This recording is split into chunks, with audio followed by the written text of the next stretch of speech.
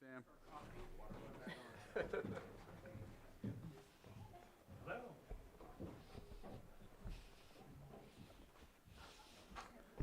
All right, it looks like we're coming back to order here at 1:06. We'll do our 6.9, consideration of workshop on a potential community facilities district for the Gwinnett Mixed Use Project Administrative Office. Ben Ruckelman, I see you sitting in the chair, so go ahead and I'll give the floor to you. Good afternoon, Board. Ben Rickelman, Deputy County Administrative Officer. I'm here for a workshop session regarding community facility districts, particularly in regard to the Gwinnett mixed-use development. We have a team here, the Gwinnett Development Team, led by Kevin Case. We have Bound Counsel here, consultants, and then also James Hamill, who's a director with the Joint Power Authority, California Statewide Communities Development Authority. So I'll lead it off with Lou Feldman, consultant with the project that will help orchestrate the presentation and bring the various parties in to give an overview of what CFDs are, community facility districts, and how it could apply to this project.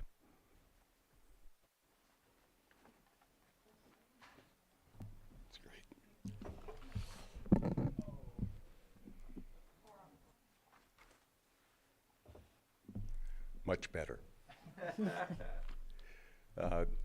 Honorable Supervisors, my name is Lou Feldman, and I have been in public finance for 45 years in California. It's my pleasure to address you and give you information with respect to how we would like your help in financing the infrastructure that will bring the Gwinnett Valley Mixed Use Project to fruition. We've put a lot of work into today, and the idea isn't just to inundate you with a bunch of information, it's to actually have you ask questions, get clarification, and then understand what we're doing. We're trying to be, thank you. We're trying to be as transparent as we can, and some of this may make your eyes glaze over, but we've tried to condense it so that doesn't happen. We're going to give a brief overview of the development status, and Kevin Case will do that. Then we're going to introduce community facilities districts, the legal aspects of it. Brian Forbath, who's with Stradling, who's here, is the bond counsel, and he'll explain that. We'll talk also about the financial, legal, and administrative framework, how much local government is burdened with administrative tasks, and how we've tried to make it so that this is a non-recourse, no liability, taking everything and putting it in the hands of CSCDA, California Statewide, and James Hamill's group, along with the bond counsel, to administer this in a way that is painless for you and seamless and brings economic development and jobs without burdening the general fund. James Hamill, who is with CSCDA, as Mr. Rickelman mentioned, is here, and he will talk about how CSCDA can issue these bonds on your behalf. So each presenter will give you their area of expertise, and we'll be here for questions. We'll go to the next slide, and that's going to be explaining what our agenda is. I just did that. And then the next slide, please. Introduces all of the people who will be on the team, including James Hamill, Todd Smith, who's the bond underwriter who would purchase the bonds and sell those bonds in the retail market or to an institution. Brian Forbath, I mentioned. One person who's not here today is Susan Goodwin. Susan is the person who puts together the tax formula and does the administration as a third-party consultant. And she's a wonderful person, but she couldn't be here today. And then finally, we will choose an independent trustee, a bank that will represent the parties to the bond issue and make sure that everything really goes through an escrow, all conditions are met, and everybody walks away happy. And we end up with money, you end up with infrastructure from that money, and we all end up with 2,886 jobs. So with that, I'm going to go to the next slide and introduce Kevin Case, who is going to talk about where we are on the development process.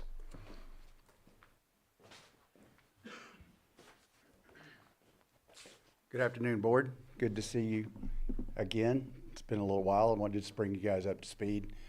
We are advancing on the project, and I think that's what everybody wants to hear. We definitely want to hear that. And I saw Mr. Rasmussen there too in the lobby, and he said, "Are we still starting construction next year?" And I said, "We absolutely are."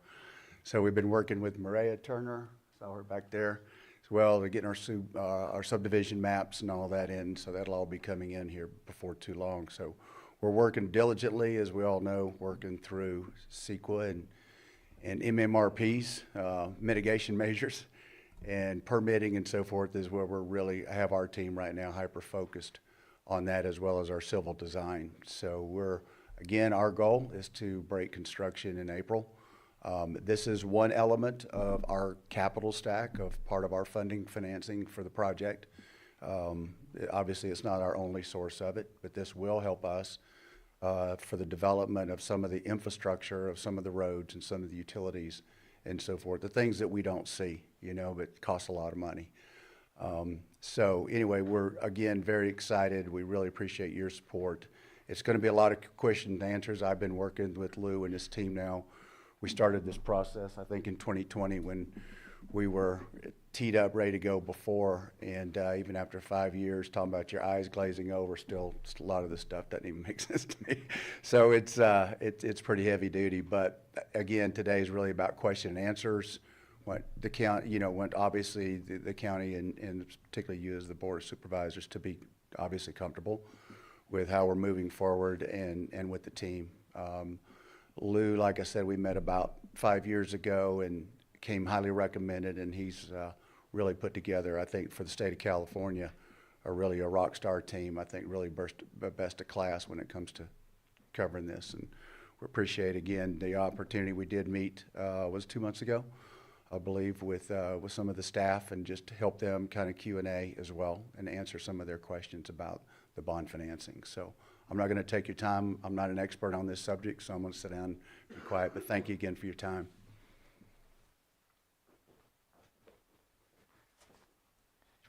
Ben, go to the next slide. Thanks. Good afternoon, Board. Brian Forbath from Stradlin Yacht Carlson Routh. Pleasure to be here this afternoon with you. So my role is to serve as bond counsel to the transaction. So as bond counsel, I represent CSCDA in the transaction, and we render all the legal opinions that are necessary for bonds to be issued and sold out into the public to investors. So my job is sort of to oversee the legal proceedings to make sure that everything's put together correctly and complies with law.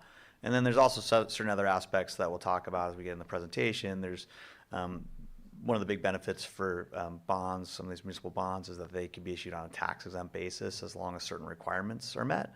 And so my firm works together to make sure that those requirements are met so that bonds that are issued are ultimately tax exempt. In other words, that if you buy a bond, the interest that you receive on that, you don't have to pay federal income taxes on.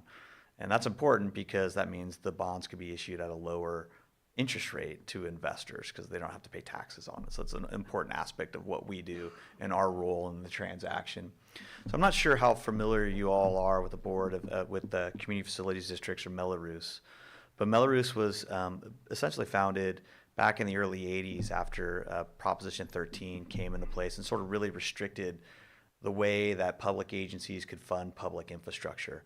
So Mello-Roos became a tool that would allow either public agencies or developers working with public agencies to finance public infrastructure to benefit new development or existing development, actually, too. And it's really a way that allows an amortization of upfront costs. In other words, we've got a project that's going to cost $50 million today to build this, and it's going to serve a community for 50 or 60 years, 30 years at least. How do we sort of amortize that cost generationally amongst the residents who are going to benefit from it? And that's what Mello-Roos serves a very important role in that aspect of it. Another key aspect of Mello-Roos, in addition to financing public infrastructure, is the ability to finance ongoing services, which includes the maintenance of that public infrastructure as things age and degenerate, that there's special taxes that could be available to sort of repair, maintain that infrastructure, to pay for the removal of debris from drainage basins, to fix stormwater drains, et cetera. That's all able to be financed through Mello-Roos. You want to go to the next slide for me, Ben? So what is a community facilities district, or a CFD? A CFD is a legally distinct public entity that's established underneath the Mello-Roos Act, and it's designed to provide infrastructure and services without burdening the agency that forms it. In other words, it's a non-recourse liability of the public agency that forms the CFD. The public agency establishes a CFD as a distinct entity with specific geographic boundaries and authorized for purposes of infrastructure development. Eventually, CFDs will issue bonds, and those CFD bonds are payable solely from annual special taxes that are levied on taxable property within the district. And we're going to talk about, I got another whole slide that talks about special taxes and how those are levied, so we'll talk about that in a minute. But special taxes that are levied on the property are collected on a property tax bill. They show up, and you're going to pay them just like all your other property taxes that are due in December and April, and pay them when they're due. In order for a CFD to be formed, it requires a vote of either the registered voters or the landowners that live within the boundaries of the CFD. I'll just stop. If anybody has a question along the way, please feel free to stop Please me. continue. Yeah. And so the CFD special taxes have to be voter approved by 2/3 vote of either the landowners or the registered voters within the district, depending on who lives there. And again, there's no financial liability. The bonds that are issued are secured by and payable solely from special taxes on the property. And if the special taxes don't pay, then there's a covenant to foreclose on that property to recoup the special taxes that are not paid. I have a question. Sure. So you're talking about the taxes, is that levied on the property actually within the Gwinoc project, not Correct. without? Just within Not the Gwinnett outside. property, yes. Okay. So we would draw a specific boundary around either all of the property or portions of the property, and there'd be a tax that would levy on just that property within the boundaries of the CFD. But not through, not, Not on anywhere else in Lake Okay. County, yeah. thank you. Okay. We go to the next slide, Ben, thanks. So why use Mello-Roos? Again, it's a mechanism to finance public infrastructure, and it provides a lot of flexibility. And as Kevin mentioned, for a lot of developers, it's an important aspect of the capital stack. It's just a piece of the puzzle in terms of how they pay for and finance infrastructure. It also allows a significant amount of upfront funding that might not otherwise be available, because bonds can be issued relatively early in the development cycle, and maybe in amounts that might not be able to be achieved, or a much higher cost through private financing. It also provides a lot of flexibility in terms of, unlike an assessment district, I don't know how familiar you are with assessment districts, but assessment districts, you can only levy an assessment for the special benefit that a property receives from the improvements that are to be constructed. And so it's a constitutional test. And so it's stringent, because an assessment only requires a 50+1 vote, whereas a Mello-Roos special tax requires a 2/3 vote. Because it's a special tax, it doesn't require that the properties within the district receive a special benefit. They just have to benefit from the improvements on a reasonable basis. And so it provides a lot of flexibility in terms of what improvements can be constructed and how they're paid for, and how the CFD is ultimately established and set up. We go to the next slide. So what can a CFD fund and finance?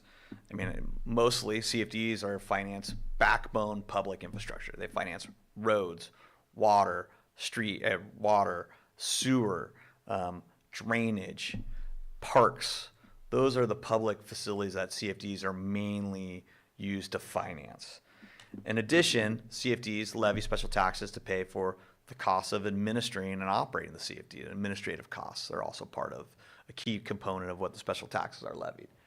And then again, in order to finance the improvements, these are all public improvements. All of these improvements must be owned by another governmental entity, whether it's the county, if there's a water improvements by a water district or a sanitary district, they're owned by a public agency. Or if there's school facilities to be financed, they need to be owned by the school district.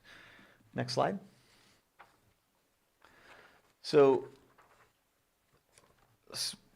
a CFD has what we call a special tax formula, or a rate and method of apportionment.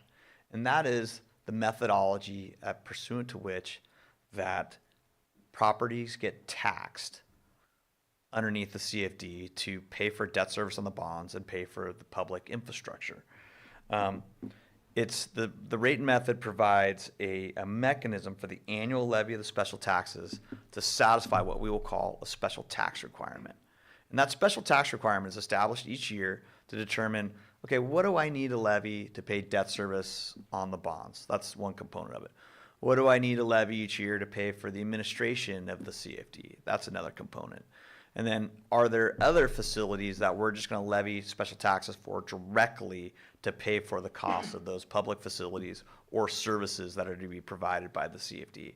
But what's really important is the CFD establishes, the rate method, establishes a maximum tax that has to be disclosed to future property owners, that this is the maximum amount of tax that you can ever be levied on in any year. That tax can escalate up to 2% a year for facilities, or it can escalate more than that for services. But those taxes are statutorily required to be disclosed to property owners when they purchase their homes. I'm going to go to the next slide. So just some other considerations about a special tax formula and how they work.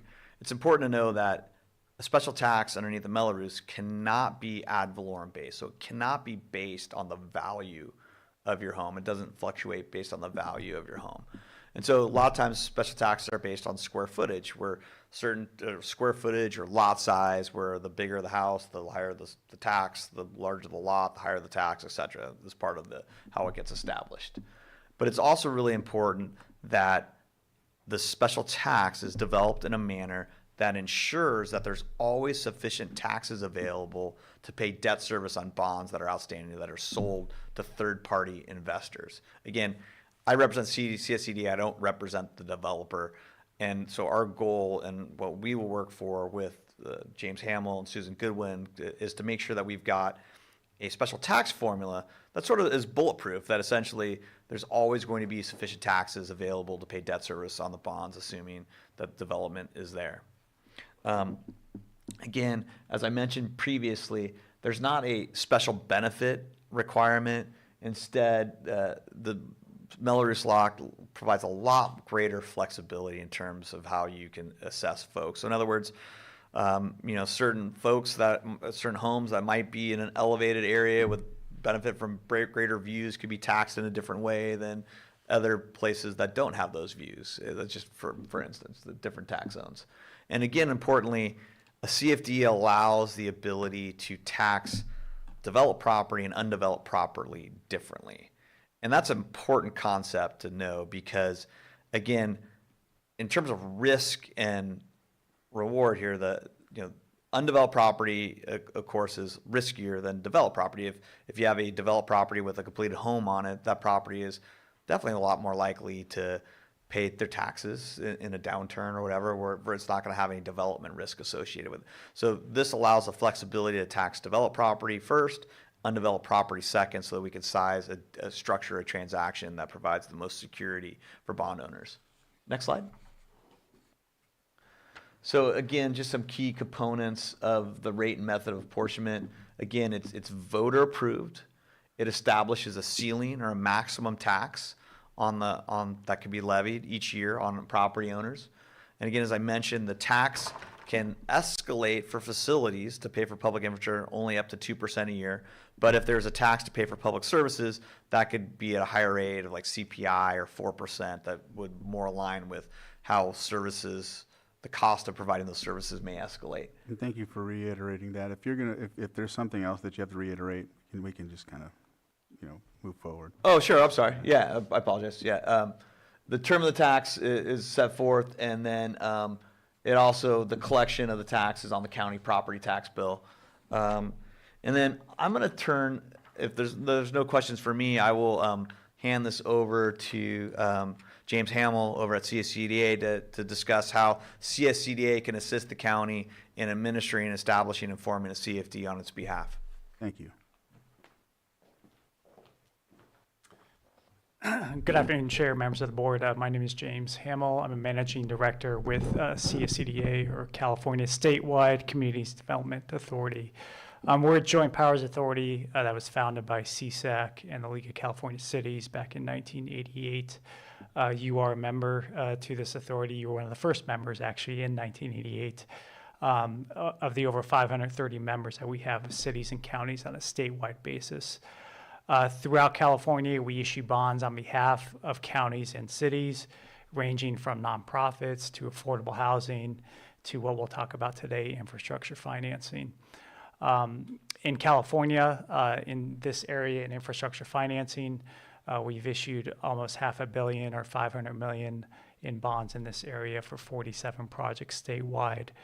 What we do on behalf of the county is really assist you in terms of taking the burden of doing these types of CFDs from the county's perspective, but that does not mean that it takes the power away and the decisions away from you as a county. So you are still involved deeply, your staff is involved. We are doing this on your behalf, so we're not taking any powers away from the county on its own to do. So that's a little background on ourselves. In terms of the process and how you participate with us, as I mentioned, number one, you're already a member, so you don't have to go through that process. But number two is if you were to move forward with this project and wanted CSCDA to issue the bonds and administer the district for this, you as a board would consider and adopt a resolution that authorizes us to form the district, to issue the bonds for the district, and then do the ongoing administrative requirements for the district itself. In terms of those ongoing requirements, a lot of times counties, cities, districts want us to do this and like us to do this because if there are issues with the districts, delinquencies, anything associated with that, we handle that. You don't have to bring in your county council or any other outside parties to do that. In addition, on the tax roll, when the special tax is put on, as Brian pointed out, is it has our phone number, our name, so the county is not getting phone calls directly on what is this and why is this on the property tax roll as a whole. So in terms of process, that's how you get in this.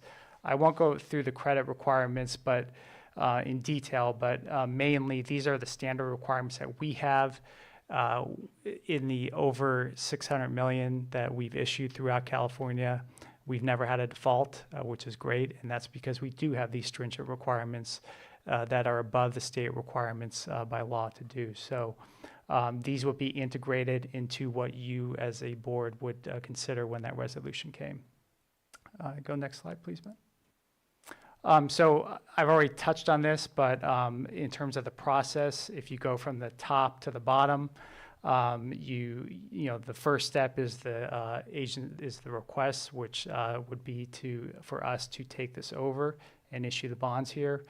Then we handle everything going forward. We handle the public hearings, we handle all the formation, we handle the landowner elections. We work with the team, as Brian pointed out, in terms of marketing the bonds, and then the transaction close, and that those funds are made available to the developer and the team. Now, the thing is, again, you are in control of all this. We are just doing the heavy lifting on all this on the front end and the back end. Next slide, please. So basically, this cuts out into what is the county doing, what is the developer doing, and then what are we doing. And I'll probably more focus on the bottom part because the top part I've already talked about. The developer has already talked about what they're doing. But on the bottom, so annually what we will do is we will put this on the tax roll. We will work with your treasurer tax collector to do that. If there are any continuing disclosure requirements, which there are for these, we handle those. If there are lot splits, if there is a foreclosure, which hopefully there is not, we handle that from our end. And then if there is any arbitrage or rebate calculations that are done, we handle that. So Essentially, we are a tool here to help in these types of transactions as a whole. Again, not taking away the power and the decisions from the county. Whenever we do these, we work very closely with staff, multiple calls, making sure that you know as we move forward on this, that you are part of that process. And if anything needs to change or has to change, you can make those changes accordingly. So next. So Lou, I don't know if you want to. So I know it's a new vocabulary, and that's always fun to learn new things, special tax rates and stuff, but this is really, it's pretty simple. What we're doing is we're putting a voluntary tax on our property, we're collecting it, we're using it for debt service and to maintain the public improvements. All of the improvements that are put in are public improvements, as was mentioned, and they must be done to county standards. This is purely financing. What we're talking about, it has nothing to do with public bidding and other things like that. This is a very complicated project. We're going to talk to the Public Works Director to explain how we're going to do the contracting and get into a lot of detail. James and his company will help us, or his agency will help us, as well as working with the investment banker. The investment banker has to prepare this in a customary fashion to make sure that it's accepted by the market and we get the best rate. The best rate, the more proceeds we want, the lower our rate has to be, because it's just, I think I just won a Ford Pinto. But they have to get together and make sure that it complies with what the market is looking for. And I'm actually going to ask Todd, if you would, Todd Smith from Hilltop, to come up and talk a little bit about the bond market and how he is going to make sure, as another check, that we do a safe and proper transaction for you, so it never ends up in default. I've done a lot of deals. I've done workouts. I've never had a deal of my own go upside down. So that's 45 years, and I don't want it to happen on this one. So we all work together to make sure it doesn't happen. So Todd, why don't you come up and talk a little bit? Thank you. Hi. Good afternoon, everyone. Todd Smith with Hilltop Securities as the underwriter for the proposed bond issuance, or series of bond issues that will be planned for the project. Yeah, I mean, as James had mentioned, there'll be adopted policies for issuance, which includes value to lien ratios, making sure that we have sufficient maximum special taxes to cover debt service, et cetera, that type of thing. But, generally speaking, I mean, there's been, I think this year, on average in California, $1 billion to $1.5 billion of community facilities districts bonds that are underwritten and issued to and sold to the public. A transaction such as this, we would likely be marketing primarily to qualified institutional buyers or investors, and not mom and pop retail, especially for startup type projects. Again, just trying to de-risk the investor side of it as well. Yeah, I mean, really, the value to lien ratio is a key component. Understanding what the proposed development is, absorption of the project and build out of the project, which is obviously what investors want to know, because they're going to buy effectively dirt bonds that are being taxed with these special taxes. And what is going to be good for the investor is to see that project actually build out right and get vertical construction value, and which helps secure making sure that folks are going to pay their taxes, right? I mean, that's kind of it in a nutshell, but, just try and manage delinquencies, and again, 0 defaults, so we've got a pretty good track record. All right. Any questions? Okay, thank you. Seeing any? So in terms of what we're going to ask you to do, which is to study this, get any questions you have to us so we can answer them appropriately. And we would like you to consider adopting a resolution which would formally have CSCDA be the issuer. We're doing this simply to take the administrative burden off of you.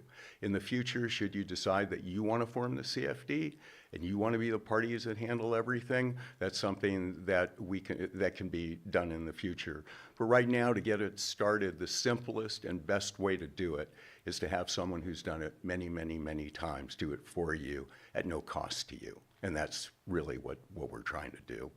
So my understanding, and Mr. Rickelman will have to remind me, I think the 9th of December, we'd like to come back and we'd like to have you approve a resolution. And that resolution would be to have CSCDA serve as your conduit issuer, that's what they call it. And then we would, as the developer, we would put up a deposit so that all of the professionals and all the people who are working are paid. Again, no questions to the county about paying for anything. You don't pay for anything. And then that process would just unfold.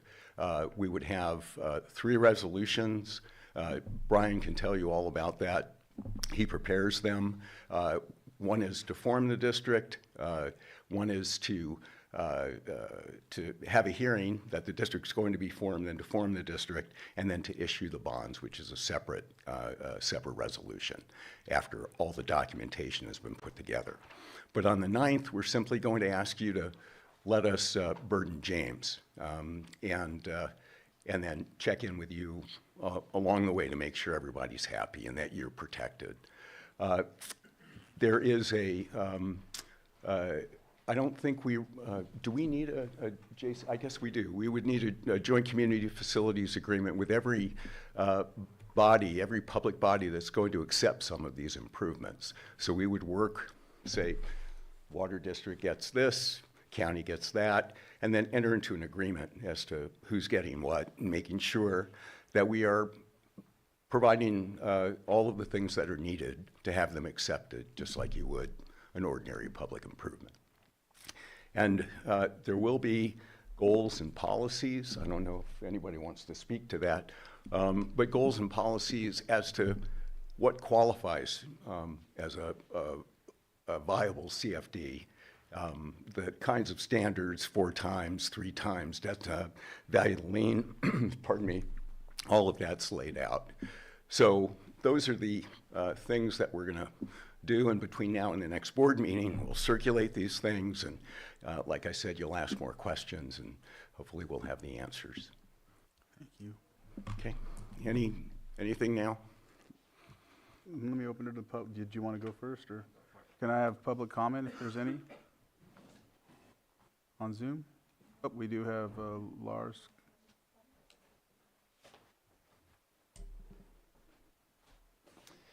All right, good afternoon, Board. Lars Ewing, Public Services Director and Interim Public Works Director. Appreciate the presentation. Looking forward to getting my laundry list of questions answered.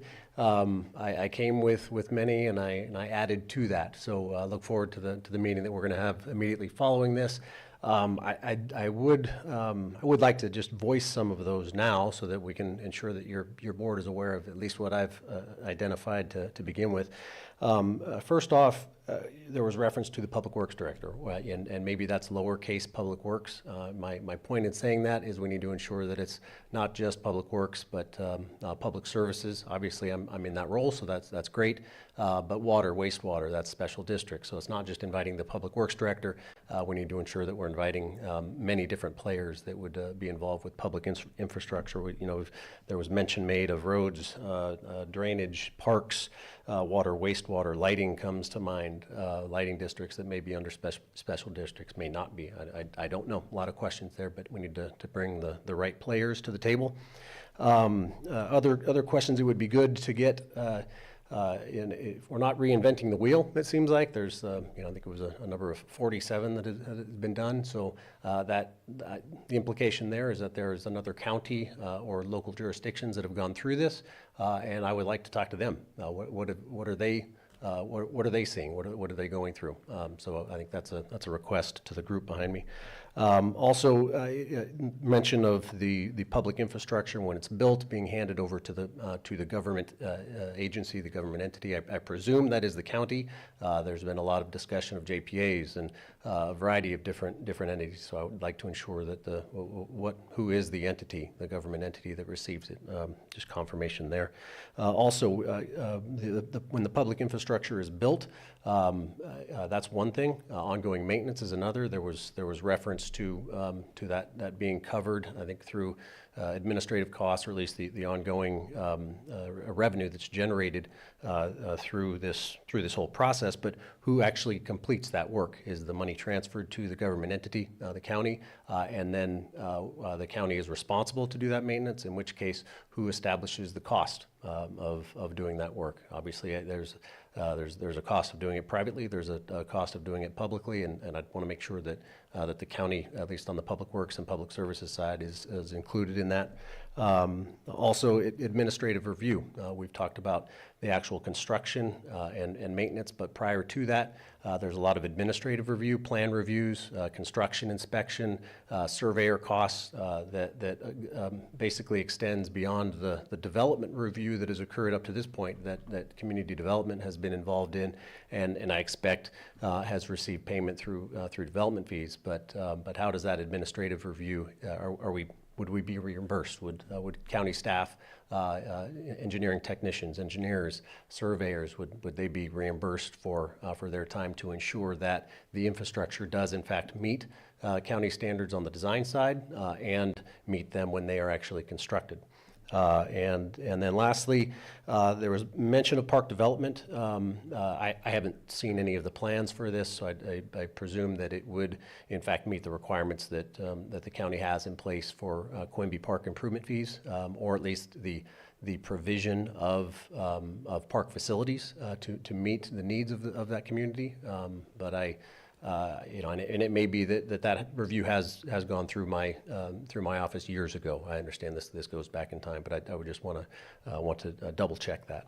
So that kind of gets a few of the questions out there that I think are worth putting out there for the public and for you as a board. But I do look forward to communicating with through Ben and with the group behind me. So thank you.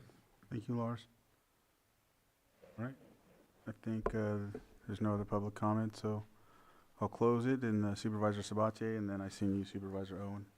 Yeah, just I guess I'll bring it down to two questions. One, there was a talk about you don't have a default in your background, but what is our liability if there is a default on our end, just to at least understand the potential worst case scenario? So if there's a default in the payment of special taxes, or a default on the bonds is attributable to people not paying their special taxes, whether it's the developer or homeowners and so forth. And so since the county is not the issuer of the debt, it's CSCDA. CSCDA will covenant to existing bond owners that it will pursue foreclosure proceedings against any property that defaults on its special taxes, and eventually there'll be foreclosure sales to try to collect those special taxes. At the end of the day, the bonds that are issued are not a debt or a liability of Lake County.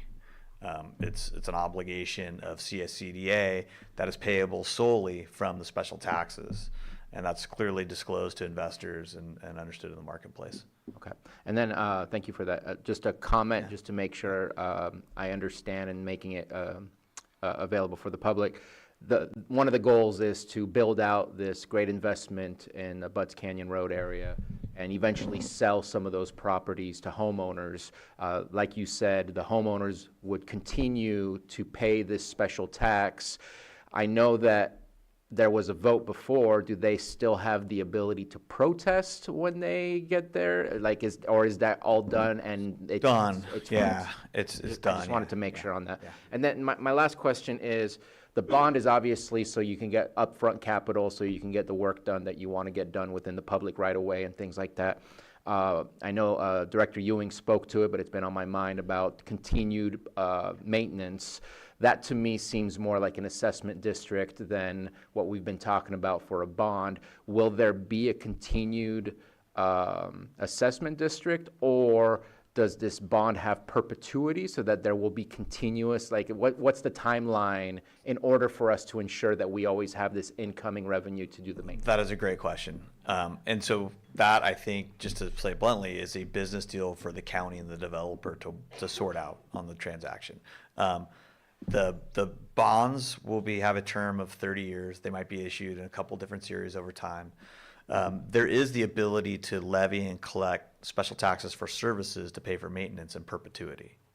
And so a lot of services CFDs in the state do have that ability to levy special taxes for an extended period of time to pay for road maintenance, storm drain removal, debris removal, all that sort of stuff, and public safety and other aspects of it. Supervisor, We talked about that during the approval of the project as Yeah. well, so to be continued. Supervisor Owen? Yes. Now, my understanding or my thought process was that much of this would be handled much like the Community Service District at Hidden Valley, where you guys would be building your own water systems and sewer systems, but they have to come into our standards. Is that correct? Okay, but you guys will actually be forming your own district to be able to maintain and to all but certain aspects, but a lot of it that's, because you'll have, it'll be gated in many aspects of it. Is that correct? Yeah, some of it will be private. The private will be paid for with private funds, not with bond monies. The bond monies must be used, 95% of those dollars must be used for public facilities in order to keep the tax exemption and get the lower interest rate, which gives us the ability to raise more proceeds up front and then draw from that. And there's no risk in terms of the county getting infrastructure that has not been properly inspected. Sure. And so there's always that step that the developer builds it and they build it to standards. If it doesn't meet those standards, the county won't accept it, and it will make the developer go back and correct it. I think from the perspective of maintenance taxes, we can structure maintenance taxes into the CFD and allow it to be collected each year to keep whatever we build. My grandfather always told me, Lou, don't buy what you want, buy what you're willing to maintain. And that's kind of where we are. We have to build something that's going to be up to a standard that will allow us to be able to sell to people who see that it's well maintained. When the infrastructure is over, the infrastructure financing portion of the bonds is done, we still have a tax there.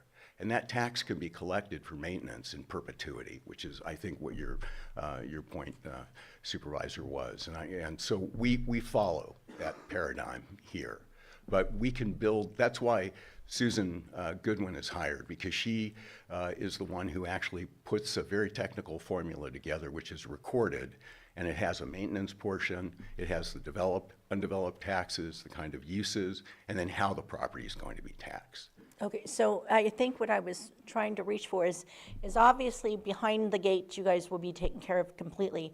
The portion that is going to be open to the public, are you going to be taxing to maintain that, or are you expecting the county to take over the responsibilities for that? No, we. That's what that was my original thought.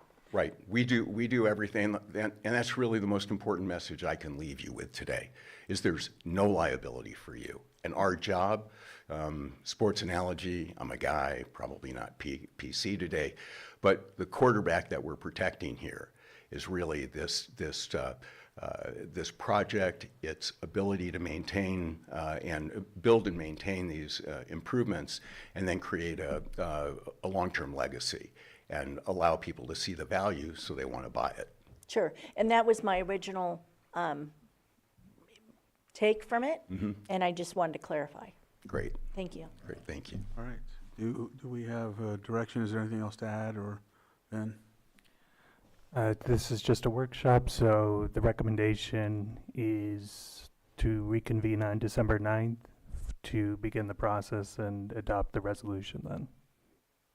All right, that's what it will be then. That's the direction I think we have. So we'll go from there. Thank you, Ben. Thank you. Thank you. Move on to our next item. Consideration of presentation from Nielsen Merksimer on the 2025 legislative session and potential areas of emphasis for 2026.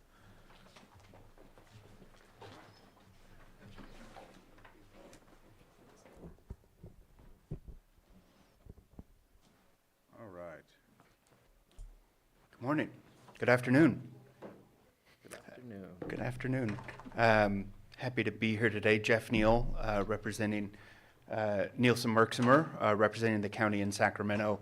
We've been working with the county for a couple of years now, and I'm here today to present on what happened this year, some of the, Yeah, you can sit up here if you like. You can I'll sit just up here, stand, however just you stand like. here.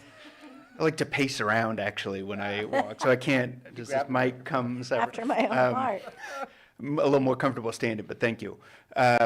Just here to talk about the legislative session, the budget that was passed, the mini budget bills that were part of the budget that passed, some items of significance for Lake County in particular, and then talk a little bit about what we see coming next year in 2026, because there's a lot of unfinished business and a lot of known unknowns, as we like to say.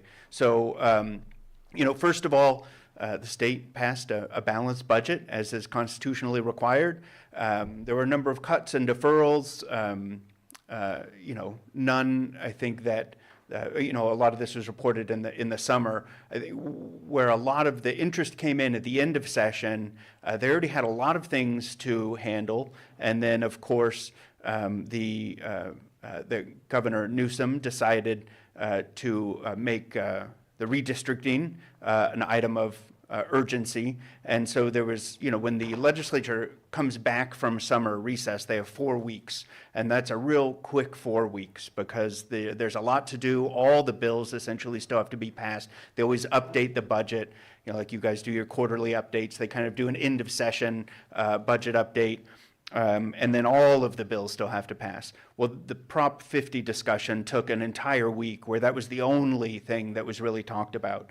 But on top of that, there were all the things that the legislature already knew they had to try and get done. This was cap and trade reauthorization, allocating funds from the Proposition 4 resources bond that was passed last year by voters, and a couple other items that we'll get into. Both of those, the cap and trade, now cap and invest reauthorization, and Prop 4, as well as the other items, it looked to all of us like that was not going to happen.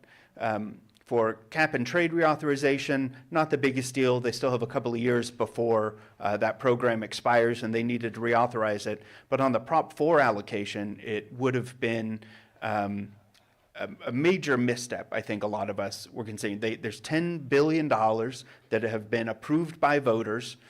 The only cost to the state are the annual interest payments, which have been built into the budget at this point. $10 billion that they can allocate over a number of years, mostly for water projects, also some for not just drinking water, but also natural resource water, flood control, extreme heat, a lot of parks money in there, a lot of fire mitigation and response money. So to have $10 billion available and then to allocate none of it would have been sort of shocking, actually. At the last minute, really past the last minute, they waited until they were a day late, actually, getting all these deals together. But in fact, all of them ended up coming together at like I said, just past the last minute, with one exception that we expect to see some activity on next year. They did actually end up allocating over a third of Proposition 4 from all of the categories of funding. They did end up reauthorizing cap and trade, now called cap and invest. What's in a name? And along with that, they reauthorized and slightly modified the Greenhouse Gas Reduction Fund. So the cap and invest program, there's the, capping the emissions and requiring industry to buy enough credits to cover their emissions. That's where the revenue comes from. They have quarterly auctions where they buy those credits. Beyond the ones that they're just given. And then the Greenhouse Gas Reduction Fund is the invest part of it. So that's where they cap the emissions and then they invest the proceeds. And a lot of this funding goes to a number of programs that are of interest to counties. It is where the money for the Affordable Housing and Sustainable Communities program comes from. It gets about, depending on auction revenues, about $800 million a year for planning various types of development, including transit-oriented development. There's some transit money that comes from that. There's some clean air monitoring funding that comes from that. So all of those did come together. They did get passed. Because they were just past the last minute, they actually had to suspend the rules of the House, and they went one day longer than they were supposed to, which all of us who work in the Capitol were very pleased about, very happy to come in on a Saturday when we thought we were going to be all done on Friday. And because of that, actually, the governor had an extra day to sign and veto all the bills because he gets 30 days from whenever their last day of session is. So we got an extra day for all of those things. And so in the middle of all that, of course, there was also the transition from the not as of Monday, as of yesterday, no longer the current pro tem, Senator McGuire, but they announced the transition date, which was yesterday, for the new Senate President pro tem, Senator Monique Limon from the Santa Barbara area. So that transition did happen officially as of yesterday. We expect that to result in some changes to the committee assignments, committee chairs, including the important ones, the Budget Committee and the Appropriations Committee, as well as her leadership team. So we'll be in communication with your staff as that happens. But it'll be really of interest because you get to see where all of the most influential posts are divvied up, both geographically, urban versus rural, north versus south. And the list of folks that has been talked about a lot includes a lot of fairly moderate Democrats in her leadership team. We don't know if that's actually the case or if she's settled on that until the announcement comes out, though. So we'll see what happens there. So on the we've gone through in our office and compiled all of the Prop 4 allocations that the legislature made in the budget bill. We're sending that to staff, and they're sort of tagged with whether or not those will be more likely to be, based on the way it's budgeted, sort of open grant programs, or whether they're really just allocated to a specific project in one part of the state. One example of that is really that's in two parts of the state, the offshore wind facilities. There's some money for that in the bond. That's not going to happen in an inland area, I'll tell you that. The offshore wind is definitely going to happen off of the Humboldt coast and off of Long Beach, most likely. So, ones like those, not tagged, but a lot of money for water projects, a lot of money for certain types of transportation projects, a lot for park projects, whether that's wilderness nature parks that people can go to, or whether they're city parks. So as the state departments and agencies that are responsible for those funds prepare those opportunities, hopefully getting the list to county staff ahead of time will allow them to get some lead time on seeing which projects might be appropriate for those funding opportunities. One of the aspects of the Greenhouse Gas Reduction Fund that I wanted to bring up, they did alter sort of the priority of funding a little bit. And so they didn't change. There was a lot of talk about how much they would change where the money goes. And mostly they didn't change that for now, although they did build in sort of a review process in the out years to look at how whether the allocation of funds is meeting the climate goals of the Greenhouse Gas Reduction Fund program, which is unsurprisingly to reduce greenhouse gas emissions. But they kept for now mostly the allocation. So there will be $1 billion that goes to the high-speed rail, down from roughly $1.25 billion. There will be $1 billion that goes through the annual budget process, that the governor and the legislature can negotiate for every year to deal with whatever high priority items have come up that year. The SRA fee, if you guys remember that from several years ago, that is now that's been suspended for many years. That funding is getting backfilled from GGRF. That's been true for a while, as well as the advanced transportation and alternative energy manufacturing tax credit that gets paid for out of GGRF.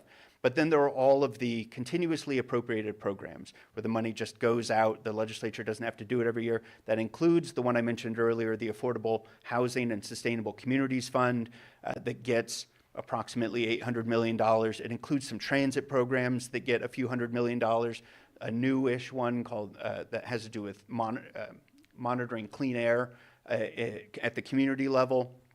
And then the Safer Drinking Water Program, which provides drinking water to very small water systems, usually that just a couple of houses are on, where the wells are found to be undrinkable or often even can't be used for non-potable purposes. So the Safer Drinking Water Program provides drinking water to and helps clean up those wells.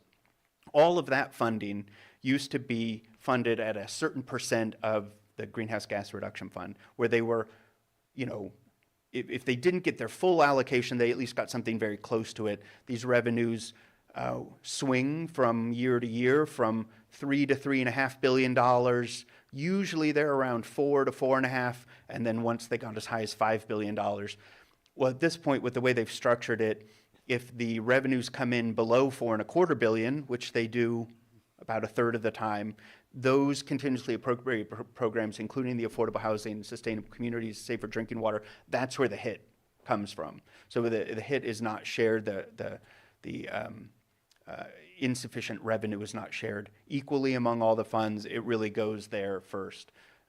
For any county programs that rely on those funds, should be aware that the funding is a little more volatile at this point. Of course, the hope is that the auction revenues remain healthy now that the program has been reauthorized. People know it's going to be around for the next 15 or 20 years.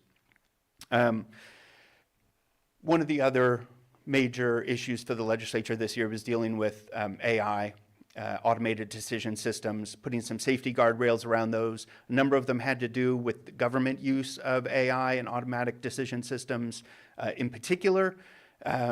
These were heavily contested bills. There were many amendments made over the course of the year. And then right at the end of session, almost every single one of them failed to get the votes to get off of either the Senate floor or the Assembly floor. I think this is a bit surprising to people. I'd say one of the overall takeaways from this year in particular was that the moderate Democrats have become a much more forceful caucus to deal with. The last couple of years, they had not been very successful at stopping some of the more progressive elements of their party from passing the priorities that they wanted. This year, the moderate Democrats, partly because of the election in November that changed the makeup of the legislature, and partly, you know, people just reacting to the way the last November election went, they were extremely effective. And so I think one of the things to look for in 2026 is whether that continues to be true or whether this was sort of the high point for the moderate Democratic caucus and their influence ebbs again. But on these AI and ADS bills, that was one area where they were extremely effective because there was a lot of hesitance around about how broad some of these bills were. So some of them, you know, would have, until amendments that came in just the last few days of session as an attempt to try and get it to pass. One of the bills, AB 1018, would have stopped public agencies and many private entities from, you know, while it was aiming at AI, it included technologies that everybody has used for years. By my reading of the bill, it would have prevented Excel spreadsheets that project forward into future years. Wouldn't have prevented, would have required significant disclosure that would have been very expensive to comply with. Also, bills having to do with using AI or automated decision systems to inform decisions around employment, either both hiring but also retention or evaluation of workers. That was the one bill that did pass, but the governor vetoed it. So really it was sort of a clean sweep for the opponents on all of those bills. The governor, of course, been very open to arguments from the tech industry, and these were some of their big bills this year. There are a number of bills related to fire insurance. I know a big issue for most parts of the state, definitely here in Lake County. I would say it was a mixed bag. AB 1 passed. That was one that the county was particularly interested in. Several others got watered down and then passed, having to do with either the state fire marshal influence, or you know how insurers deal with properties after a fire, if they can cancel them right away, or if they, you know, there's a 1 year no cancellation. That's now extended to commercial properties as well, not just residential properties. So that was another one. I think that is one of those issues that we will continue to see. You know, not all has been said that can. So we'll continue to see bills about property safety, about the insurance market, about when insurers can drop policies, when they must insure policies. Obviously, we have the regulations, the new regulatory status at the Department of Insurance as well that continues to be controversial. We'll continue to see bills on housing sufficiency and affordability.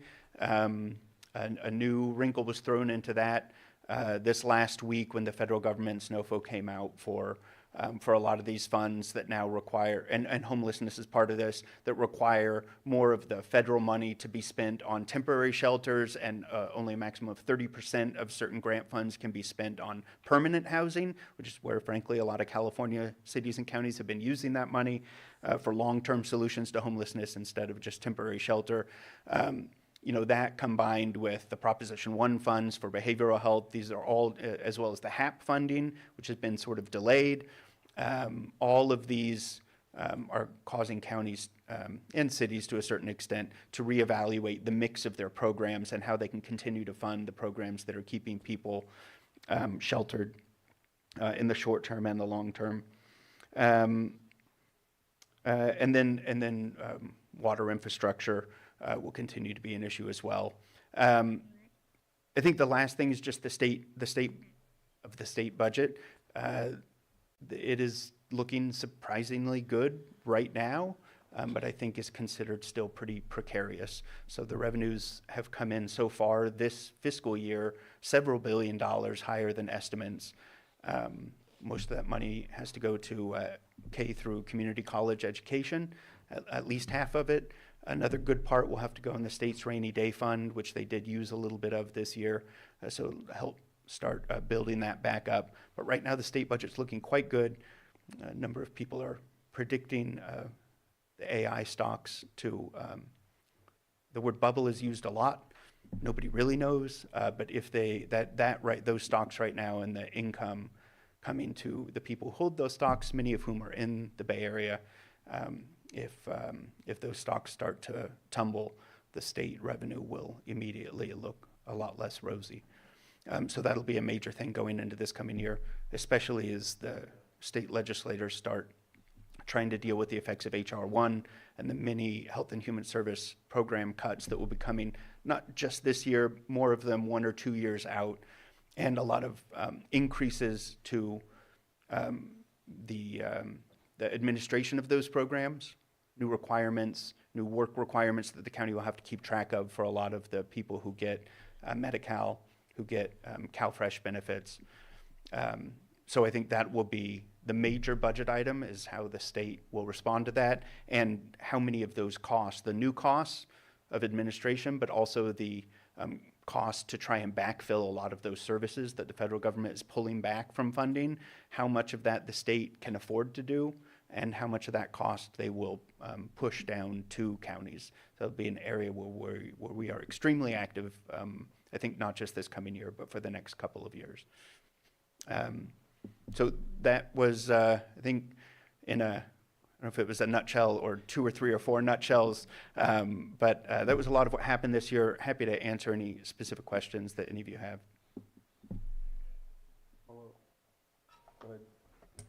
Go ahead, Supervisor Yeah, President. thanks for that, Jeff. Do you want to touch on the proposed increases to the FAIR Plan and what that looks like?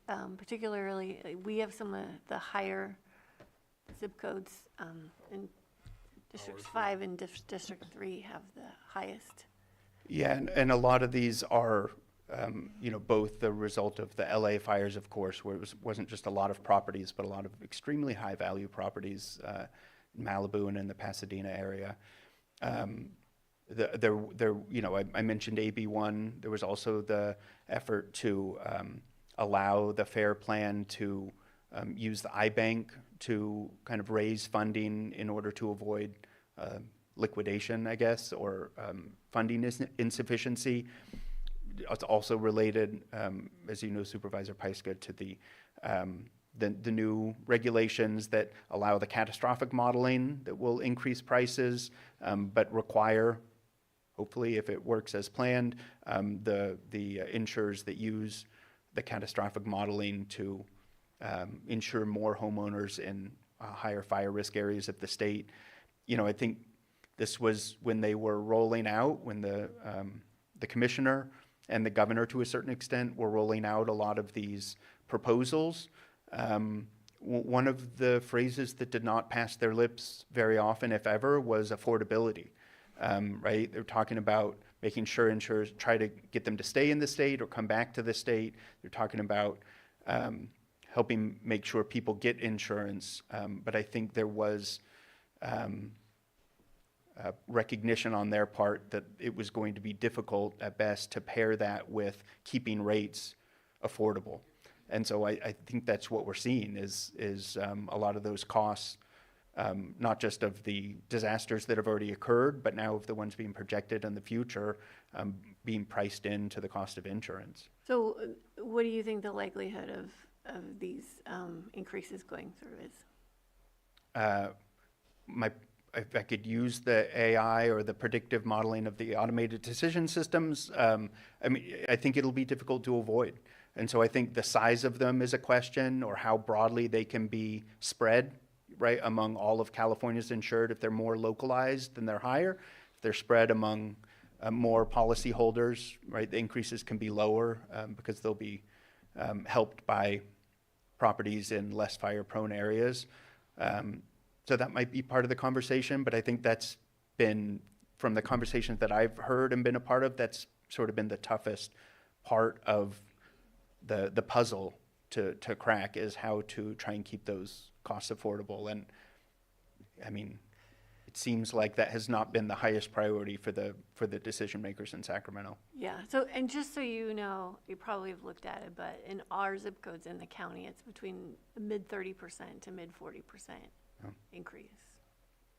Yeah, well, if we can work with you to reach out to the department, if we can help facilitate some conversations with them, we're happy to do that. Yeah, and we're happy to provide any type of case study or story or anything to illustrate that hardship that is going to hit our residents, which they're already having difficulty making the premiums that they have now. So each year we're seeing a 40% increase on Fair Plan, and then this is going to be a significant increase on those that are already on. Yeah, we have family that live in Tuolumne County, and they've had the same complaint. Just really shocked at how much their costs have gone up in just the last year or two. Supervisor Sabatier? Yeah, my questions or my comments are not necessarily about what happened, but just what we're doing to position ourselves. The Hospital Health Transformation Program from HR 1 provided something like $50 billion, I think, over the next 10 years, 5 years. We're getting $100 million a year in the state of California because every state gets the same amount. When you divide that, that's about 1.7 million, but we know we're not going to get an equal share. We're going to get our equitable share, which is going to be much less. We've already had some cancellations of some pretty major projects here from our healthcare providers, and they're also, every single one, including the surrounding counties, are on the list of potential failing because of the changes through HR 1.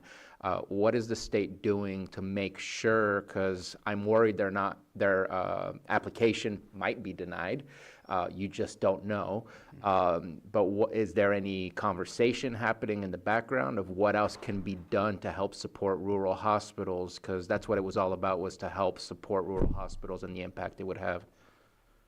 That's definitely been something that's been coming up, and of course there was the hospital closure of a couple of counties south of here just recently because of they found a route that made it just under the distance required.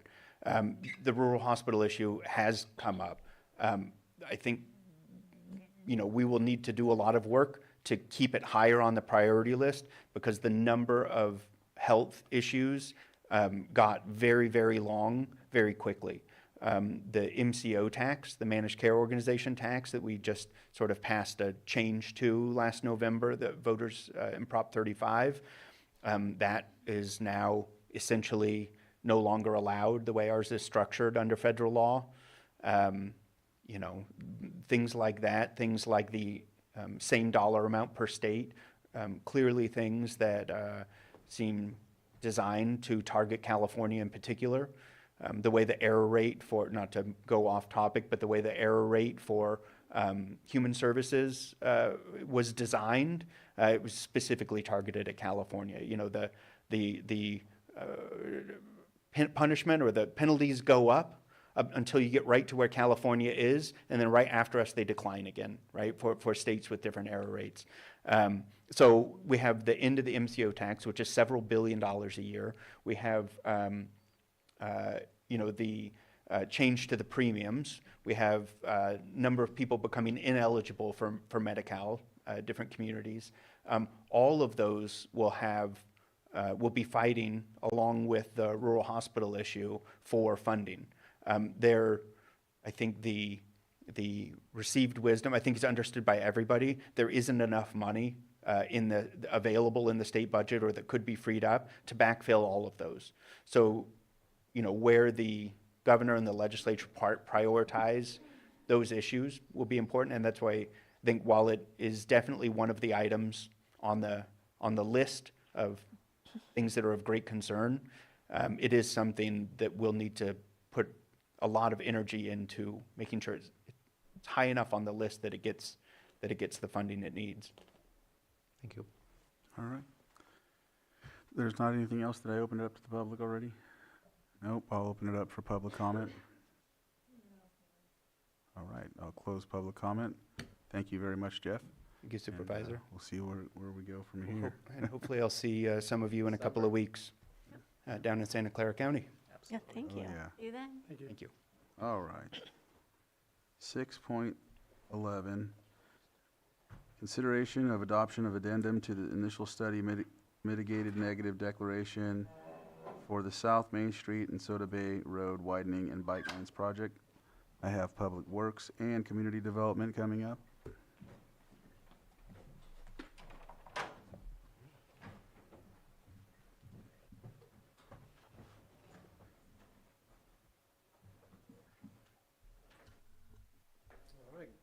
Good afternoon. Lars Ewing, Interim Public Works Director. I believe that's on. We're doing a joint presentation here today. My role is to give a little bit of a background on the South Main Street Soda Bay Road project. But what is up for consideration is approval of an addendum to a previously approved CEQA document. Michelle here has worked very hard on this. I appreciate her work and others in CDD. So she can certainly speak much more intelligently and eloquently about the process that she has gone through, along with others. But I thought it would be helpful just to set the stage and give some background on the South Main Street Soda Bay Road project. To be quite honest, I think we recently did give a little bit of an update when there was an addendum to the design contract. So this may be, you may be aware of it, but I think it is helpful for the purposes of this, of what is being considered here for CEQA. So I'm going to start with, first off, the South Main Street Soda Bay Road. I'm calling it the Soda Bay Road Corridor Improvement Project. It's a roadway widening and improvement project, as well as an undergrounding of overhead utilities or dry utilities for an overall improvement. It goes from the city limits of South Main Street on the southern end of Lakeport through the intersection at 175 onto Soda Bay Road, and then it goes around the bend towards the Lakeport Transfer Station and Manning Creek. It ends short of Manning Creek, but right around the transfer station. So that's the limits of the project that were evaluated for CEQA, as well as what has been underway for design, right-of-way, and permits. So I think it's important maybe just to set the stage for a few categories. One is the original environmental review. The project, first off, goes back to early 2000s, if not before. There's an agenda item later today to amend the original utility undergrounding district that was established in 2001. So it does at least go back to that date because it was envisioned, the utility undergrounding was envisioned to be done in concert with a road improvement project. But the environmental review, to focus on one category, the original environmental review began in about 2007 and then completed, at least completed as a milestone of the CEQA document being approved and the NEPA document that was a joint document in 2012. And then in 2013, the general plan conformity finding by the Lake County Planning Commission. So I did mention earlier that it is a joint document, NEPA and CEQA. The project has a variety of funding sources, a portion of which is federal, and so that it required NEPA, the National Environmental Policy Act, to be completed. And I think it's important to note that there was a similar, or at least an analogous, revalidation of the NEPA document done back in June by Caltrans. So the analogous step has been done by Caltrans as the lead agency for NEPA. There has been significant cultural and environmental efforts, both pre-construction and during construction. When we get there, with just examples, it includes a historic properties treatment plan and an MOU with Big Valley Band of Pomo Indians. So the environmental review was done. We'll come back to that because that's really what we're addressing here. But a few other things to highlight: regulatory reviews and permits by those regulatory agencies. We have three main permits that are secured, two of which have been secured. The other is literally in the mail, and we will receive it in a few days.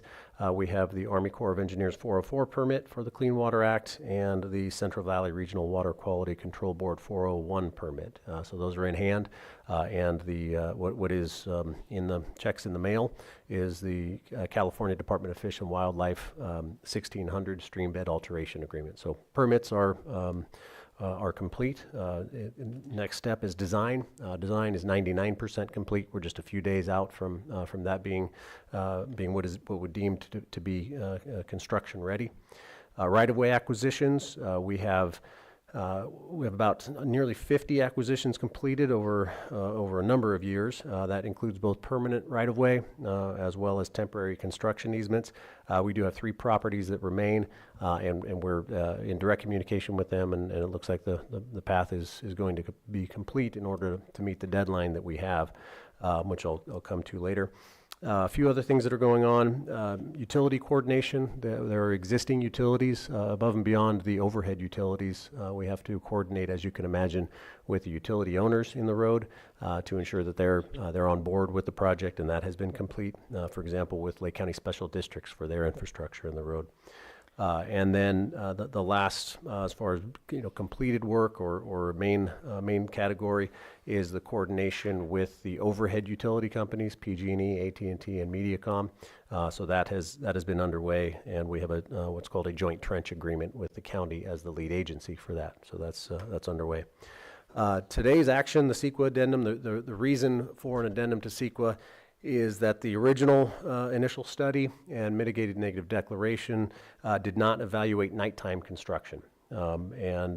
Just to ensure that we preserve all the options and attempt to minimize any disruptions, or minimize disruptions to the public and to business owners and residences along that corridor, we felt it was important to provide for that allowance. So the CEQA addendum includes, that is included in your board's packet. It does include an exhibit that thoroughly evaluated that nighttime construction, and it did conclude that there are no new significant environmental effects, and that's the same documentation that was reviewed by Caltrans when they did a NEPA revalidation. So that is helpful, I think, for your board to be aware of. A few key milestones coming up. Funding, I mentioned everything that I mentioned before. We need to get to completion so that we can access construction funding. All the pre-construction work needs to be certified. Environmental documents, regulatory permits, design completion, right-of-way securance, and utility coordination needs to be certified in order to access about $10.5 million that is in STIP funding. funding at the CTC, the California Transportation Commission. So the January 2026 meeting is our deadline to have the CTC allocate the funding. There are, just like your board meetings, there's we have to back up from there in order to get it agenda ready. So our deadline is December 1st to have everything submitted in to access that the 10.5 million, or better stated would be for the CTC to consider allocation of the construction funding. The construction funding of $10.5 million is not the entire, it will not fund the entire corridor. We're looking at phasing the project. The $10.5 million is anticipated to fund South Main Street and a portion of Soto Bay Road. That's just for the road funding. The undergrounding of overhead utilities is in a similar boat. Rural 20A funding through PG&E is available, as well as AT&T and Mediacom funds that they bring to the table. But the funding available looks like it'll fund essentially to that same those same project limits from South Main Street, all of South Main Street, and then onto a portion of Soto Bay Road. So the intent is to go to, if we get the construction funding, we would go to construction for the undergrounding of overhead utilities around mid-2026, with the road construction to follow likely in 2027. It's important to note that coordination with the city of Lakeport is ongoing for the placement of water line in the corridor, at least in the South Main portion and Soto Bay Road, so that we're not tearing up the road at a later date. I think the phase 2 is entirely dependent upon funding. There's no source of funding right now identified for that. So we would have basically a shovel-ready project, and it would provide us an opportunity to apply for future funding. So that was maybe a little bit of a belabored summary, but it goes back a while, and it requires I think your board's awareness to consider this CEQA addendum. So hand it over to Michelle to talk about anything on the CEQA specific portion. Thank you, Lars. Good afternoon, board. Michelle Ayers, Senior Planner, excuse me, the Community Development Department. As Lars noted, a addendum to an initial study has been prepared in accordance with CEQA section 15162 through 15164. And really, the key component to being able to prepare an addendum is upon analyzation of, I don't know if that's actually a word, upon completion of analyzing the modified project, as Lars noted, is adding a couple hours to the construction period, that the modified project would not have an increase in substantial significant effects that were not previously identified, and that the minimization and mitigation measures have been swapped out or strengthened, if you will. And the last thing that occurred through the addendum is that all of the regulatory sections were updated as needed. For example, vehicle miles traveled is the way that we analyze traffic under CEQA now versus LOS, which was level of significance. Added a section for AB 52 tribal consultation, and those are just some examples. The biological section was updated. They did a section 7 consultation with U.S. Fish and Wildlife. So essentially all of the documents and the regulatory components were updated as necessary. And the addendum found that there are no new substantive impacts, and so it can be supported by staff. Happy to answer any other questions you may have. Last thing I'll note is that all of the original mitigation measures and requirements of the 2012 document are also still incorporated and valid and will be implemented for the project. I'll open it up for public comment. No hands in Zoom. I'll close public comment. And with that, Anything further? Mr. Chair, I'll move to adopt the addendum identified in Exhibit A to initial study with mitigated negative declaration for the South Main Street and Soto Bay Road widening and bike lanes project as modified based on the findings in the board memo dated November 18th, 2025. Second. I have a motion and a second. All in favor? Aye. Any opposed? That motion carries 5-0. Thank you. Thank you. Thank you. Right.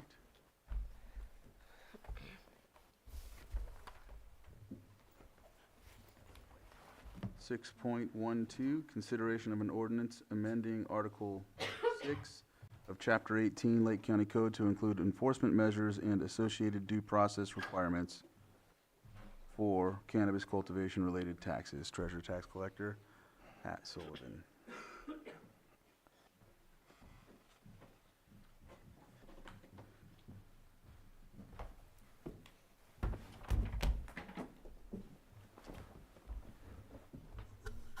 Good afternoon. Thank you for having us today.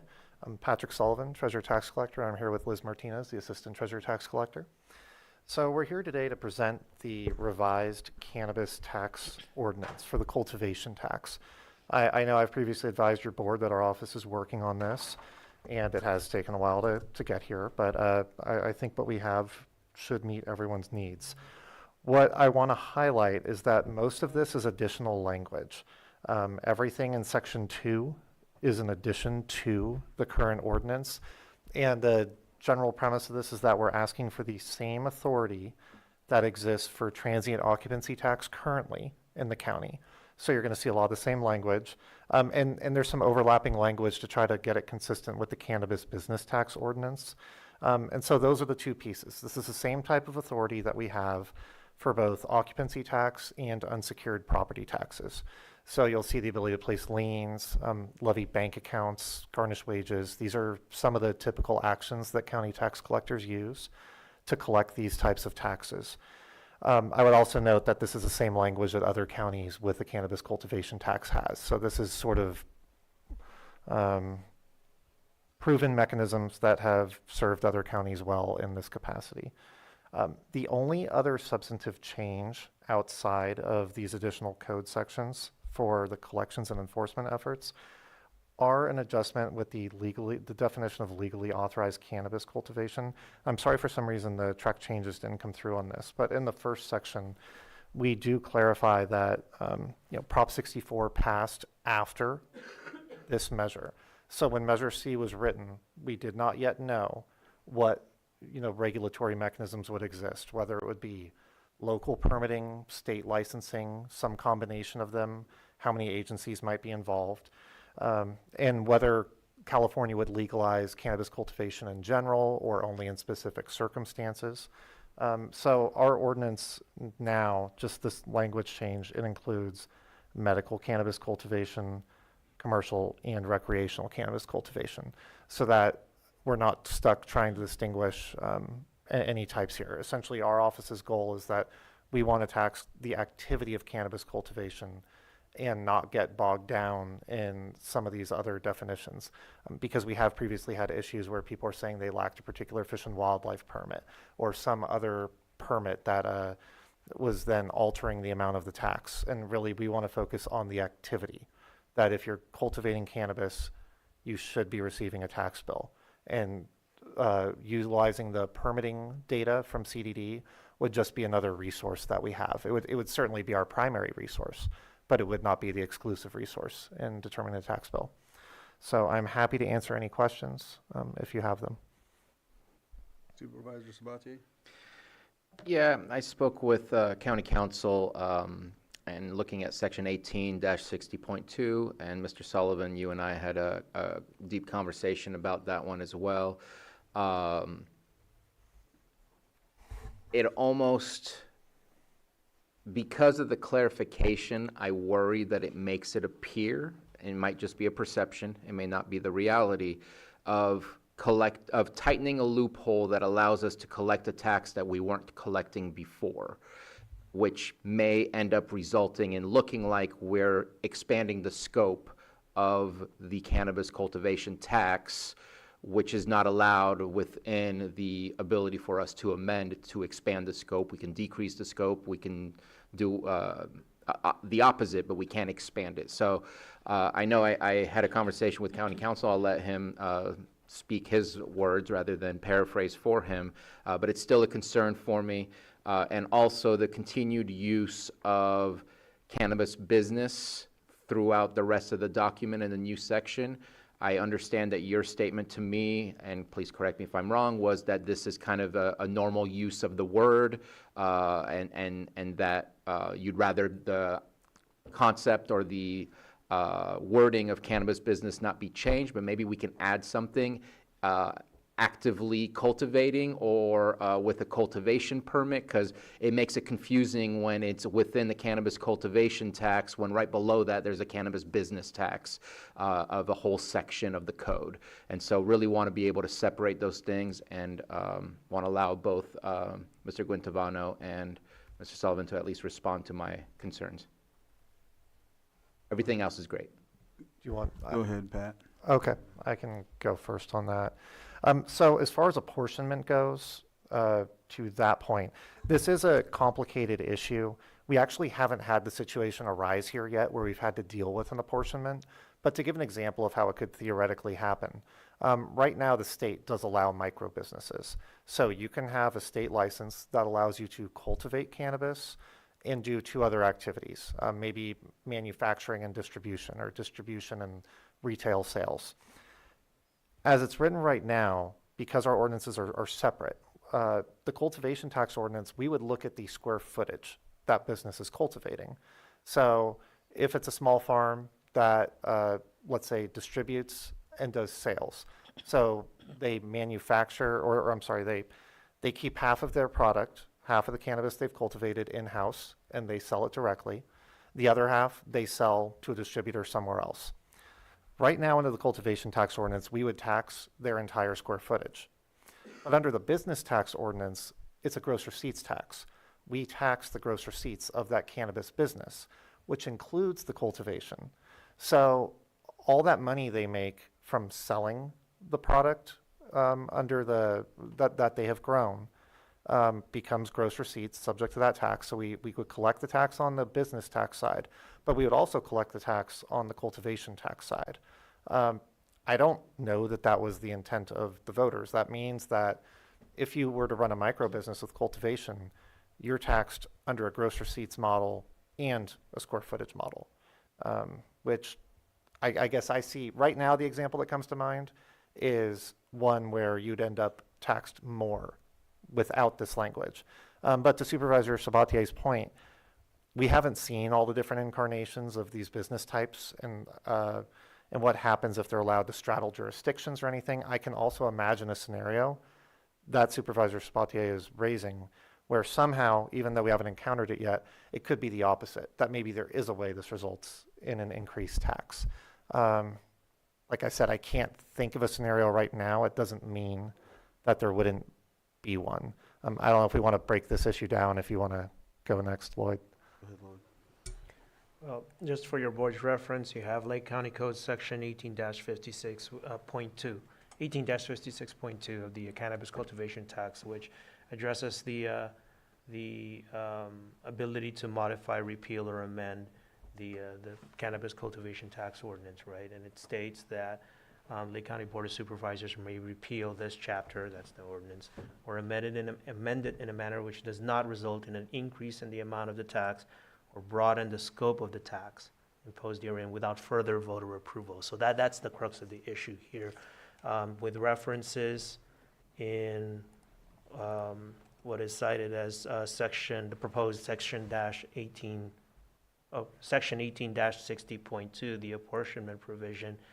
That provision makes reference to a person operating under the cannabis cultivation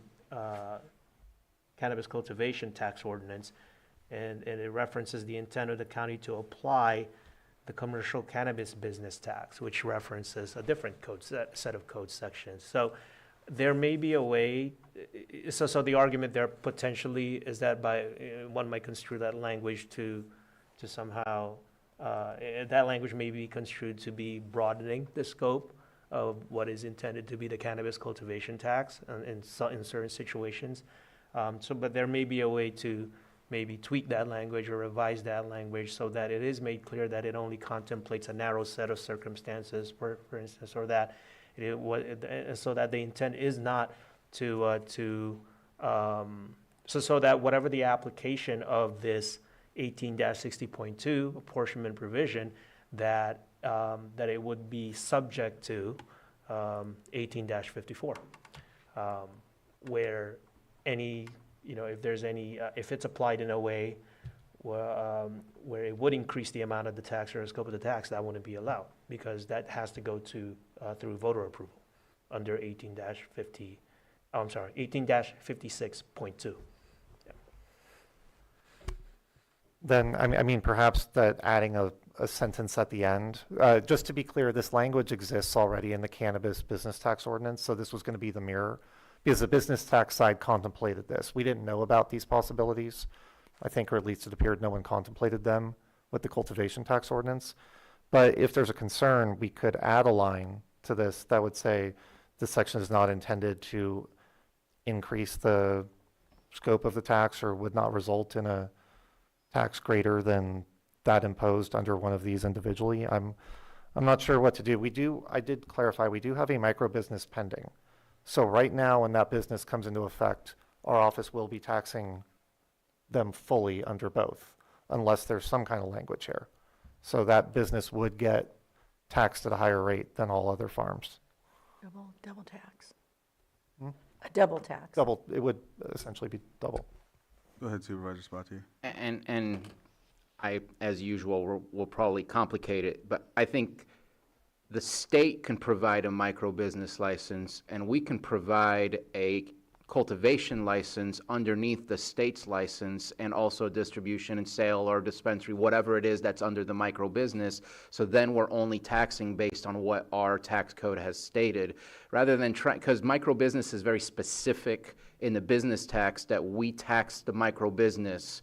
If you have if we're saying we're going to split the micro business without actually splitting it within our cultivation code or within our micro business code, then it almost feels like we're utilizing a tax that was passed under the business tax and now moving it over into this, which I think expands the scope of, and that's where I get concerned. I think there's other ways to get to where, and I appreciate the concept and the issues and the potentials of what could happen, but I think there's a different way to get to the same place to make sure we don't overtax and we also don't miss out on the tax. But I don't know that doing it like this without further defining and specifications, that it might go against what the ability that the Board of Supervisors was given by the voters to make amendments. I don't think we meet that concept. So I think the only alternative I'm aware of that exists without adding this language on the cultivation tax side would be to do it as a promulgation of administrative procedures under the cannabis business tax, where it was formerly the tax administrator, but now that's been deferred to the treasurer tax collector as that position. That position may promulgate administrative procedures for apportionment as he or she finds not useful or necessary. So our office could promulgate procedures under the business tax to address this. It would create the same end result. But if that's preferable to amending the cultivation tax ordinance, that is a way to do it with the existing language. All right, I'd be good with that. all right. Yeah. Okay. We could strike the apportionment section then from this ordinance. I'm going to open it up for public comment.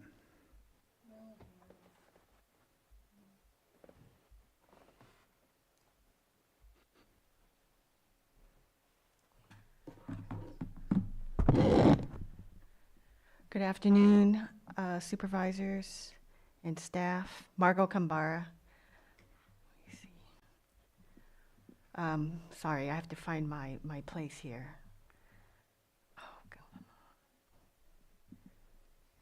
Oh, here we go.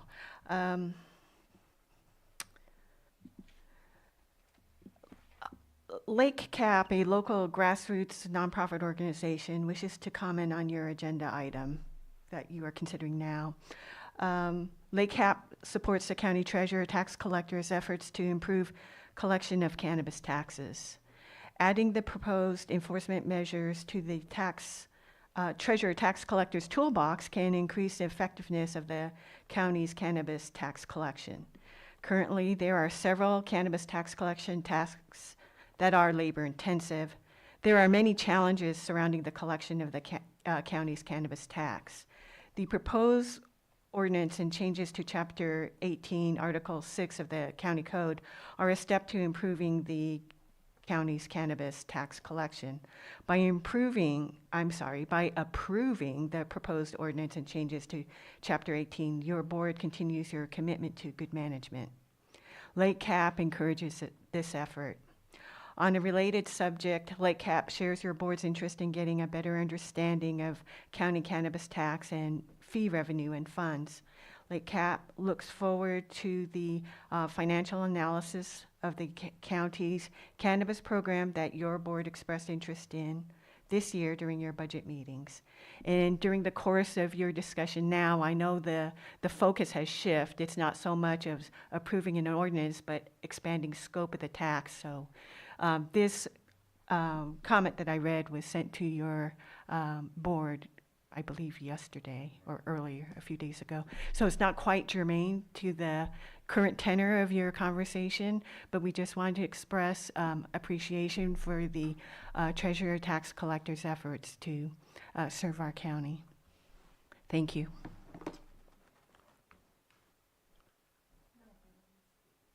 All right, if there's no other comments, I'll close public comment, and I don't know if you wanted to go first, or Pat, did you want to? Well, there was a second portion, the Supervisor Sabatier's questions. Oh, thank you.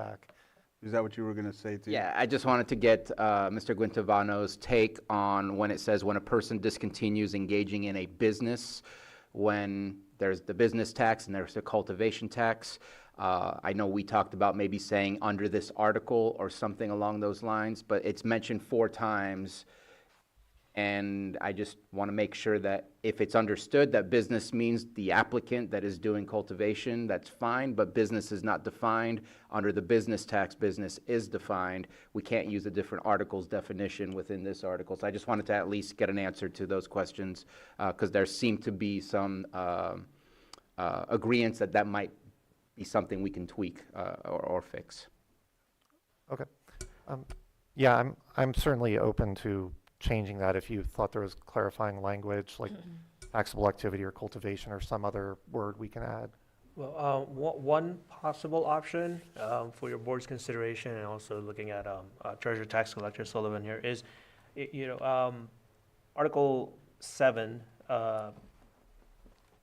Chapter 18 of the Lake County Code, that's the Cannabis Business Tax Ordinance, does define business. So defines business as, that's under Section 18-64A. It's broadly defined to include all activities engaged in or caused to be engaged in within the unincorporated area of the county, including any commercial and industrial enterprise. It goes on. Right, so one possible option for your board, if Treasurer Tax Collector Sullivan is open to this, is to just utilize that same definition and place that definition, utilize that definition under 18-64A under the Cannabis Business Tax Ordinance, and use that same definition as the definition of a business, because it's not defined in Article 6 of Chapter 18. Include that as one of the definitions for business, so that any references to business made in the Cannabis Cultivation Tax Ordinance will then be defined as such. And it would make it consistent with same use of the term between the 2 articles.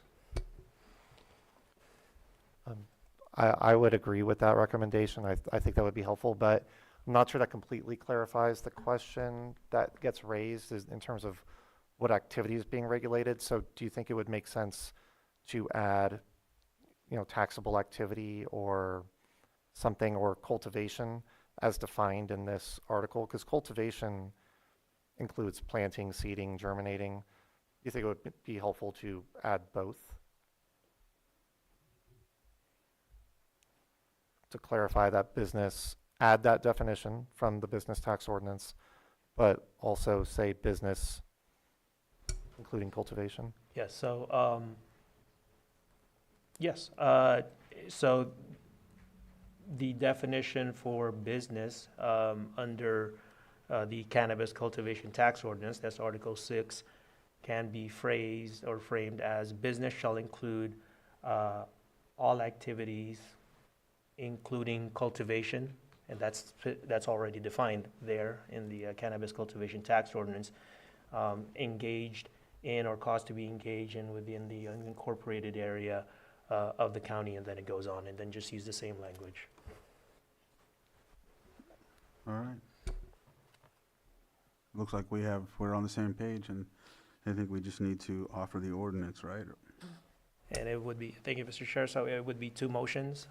If your board wishes, I could walk it. Okay. Let's walk Your that. board's consideration, the first motion would be a motion to approve the first reading of the ordinance as amended to be read in title only, and that would incorporate the amendments that were discussed and approved by your board in discussing this item. So that would be the first motion. So moved. And that would mean getting rid of the apportionment and adding the definition. I have a motion and a second. All in favor? Aye. Any opposed? Motion carries 5-0. Go ahead, Joanna. An ordinance amending Article 6 of Chapter 18, Lake County Code, to include enforcement measures and associated due process requirements for cannabis cultivation-related taxes. And then the second motion would be to approve the draft ordinance as amendment, that the draft ordinance as amended be advanced to the next Board of Supervisors meeting for consideration and possible adoption, and that date would be December 9, 2025. So moved. Second. I have a motion and a second. All in favor? Aye. Any opposed? Motion carries 5-0. We're going to take a short break before we go on to our next one, and we'll see you back here at about 2:58. I know, 3, but trying. Are we going into close? No, we have to wait, right? He's going to be a little late, but that gives us time to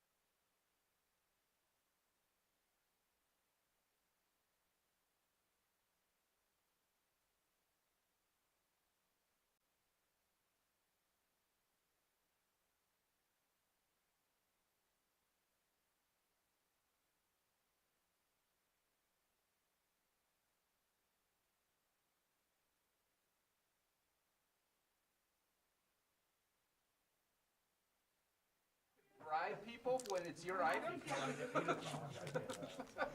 That is awesome. All right, I liked you. we're back. Hey, we're back at 2:58 too. Oh, my word. I needed some chocolate. So, all right, we're back at 2:59 actually, so we're in good shape. We'll go ahead and move on to our next item, which is 6.13, consideration of an ordinance amending Article 8 of Chapter 18 of the Lake County Code to implement a low-value property tax exemption.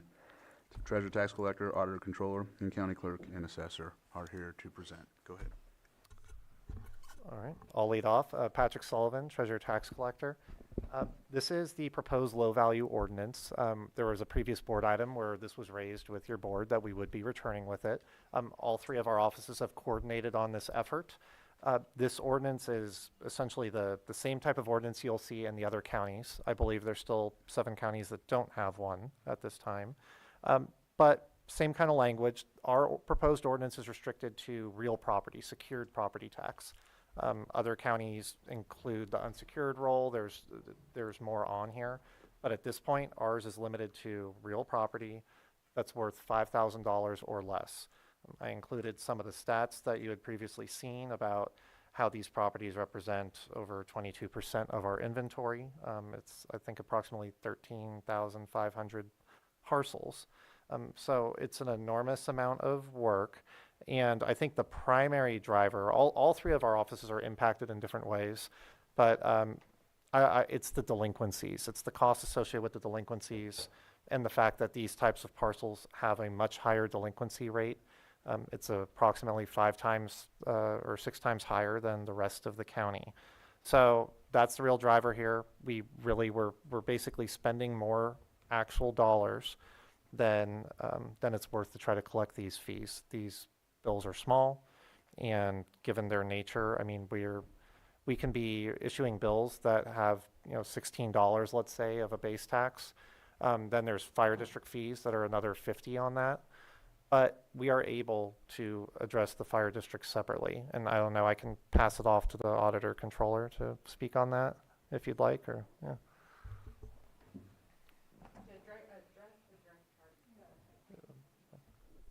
There you go. Regarding the direct charges, we worked with Megabyte, the tax collection system, and the fire districts, and we found a way to allow the fire districts to continue to put their direct charges on $0 bills. And then we have a mechanism to where, because this type of bill wouldn't be eligible for the normal process where a lien would be put on. So we'll handle them separately so they don't go through that process, but it still allows the fire department an opportunity to put the direct charges on, try to get the collections, and then if the bill doesn't get paid, the fire department can then go and recover the money separately. They don't now have to be in line with all the other items on a tax bill and wait 5 years. It gives them a lot more flexibility. And after looking at it a little more closely, it also seems that currently there are some bills where we, as a process, don't allow direct charges to be put on. And by making this change, it will give them opportunity to put charges on more bills than they're doing now. So all in all, it seems like we have a plan to address the direct charges for the fire districts. And I would just add that we've spoken with all the fire districts. We've had meetings with them, and we've let them know that this option exists, and to contact our offices if they want to proceed with us helping them with their billing, that they would need to let us know. Or some of them have looked at billing on their own anyways over the last few years. If any of them want to go that route, we can accommodate that as well. Just as long as they're in touch with us, we can make either way work. And the conversations we've had thus far, the fire departments seem really open to this process. It's they can continue doing what they know, and again, it gives them more flexibility for their collections. Do you have anything to add, Rich? What I'll add is, so for this process, it's not a substantial amount of savings on hours for the assessor's office. But we do get impacted, as you've heard in the past, by the delinquencies. Choking there for a second. Delinquencies. Yeah, I don't need to. The delinquencies, because we have to do the legal descriptions for the properties. So, like in the past, when the boards ask for more sales to be done, that impacts our office, as we've said multiple times in the past. So if this is going to help that, that would be the biggest gain for us, hours wise.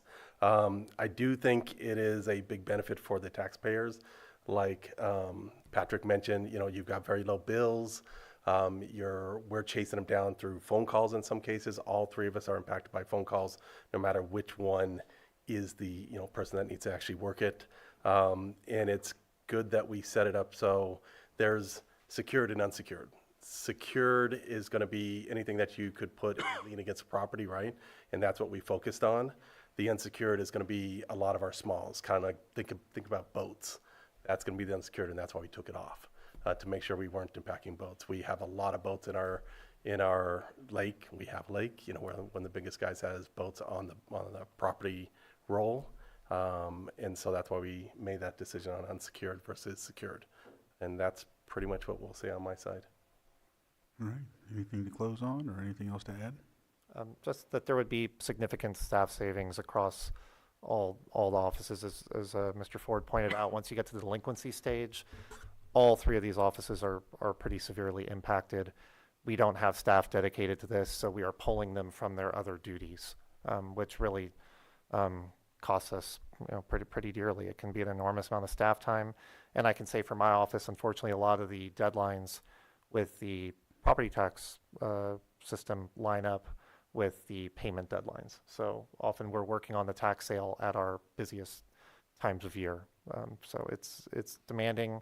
This gets us back to a workload that's actually still higher than normal compared to other counties. We still have per cap more of these types of sales, even if this ordinance goes through, but it brings it to a far more manageable level. So that's our pitch. All right. Go ahead, Vice Chair. I know we talked yesterday about this. Is there an estimated number of what, say if we weren't to go forward on this, or what's the impact number-wise in dollar amounts to the county to deal with these without having a low-value ordinance? So if right now, if you look at the most recent set of data we have, the 1% base tax that's charged to these type of bills for properties under 5,000 would bring in $246,000. That's at least what we bill out. We really only collect about 160 because the delinquency rates are so high. So that would represent a loss of about 160,000 in a given year. But that's split across all the different districts, other public agencies. And what I would point out is that when we did the math on a recent sale we were looking at having to do if this were not to pass, of 1,000 properties, we did calculate out what the cost would be. And I can kick that over to Ms. Martinez. All right, Liz. So doing the calculations, if we had to do a sale again of 1,000 parcels, we're looking at approximately $425,000 that we probably would not recuperate. We're not going to get any of that back because everything is a deficit, because these properties have no value. We've offered them before, and so the likelihood of us recouping any of that money is minimal. Thank you. And we're talking, and we would have to have probably a sale every year of 1,000 for probably the next decade. So that's $425,000 per year. Thank you. Supervisor Sabatier was next, Supervisor Pyska, then Supervisor Owen.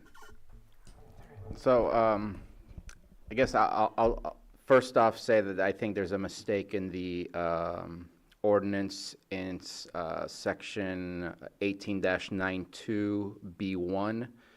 I don't think you mean subsections B3 through B5 because there is no B5, and I would suspect you mean 1 through 4 maybe?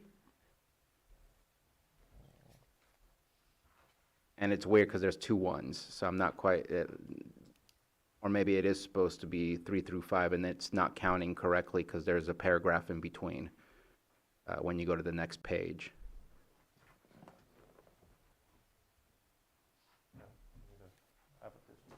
I just don't know where B3 and B through B5 is.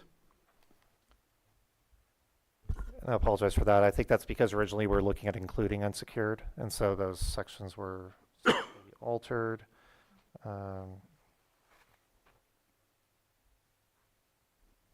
So just in case we move forward, I just wanted to mention that. I don't know what needs to be done to that. I believe it's a reference to 1 through 4. And would that be subsection of 1893, 1 through 4? Yes. Okay.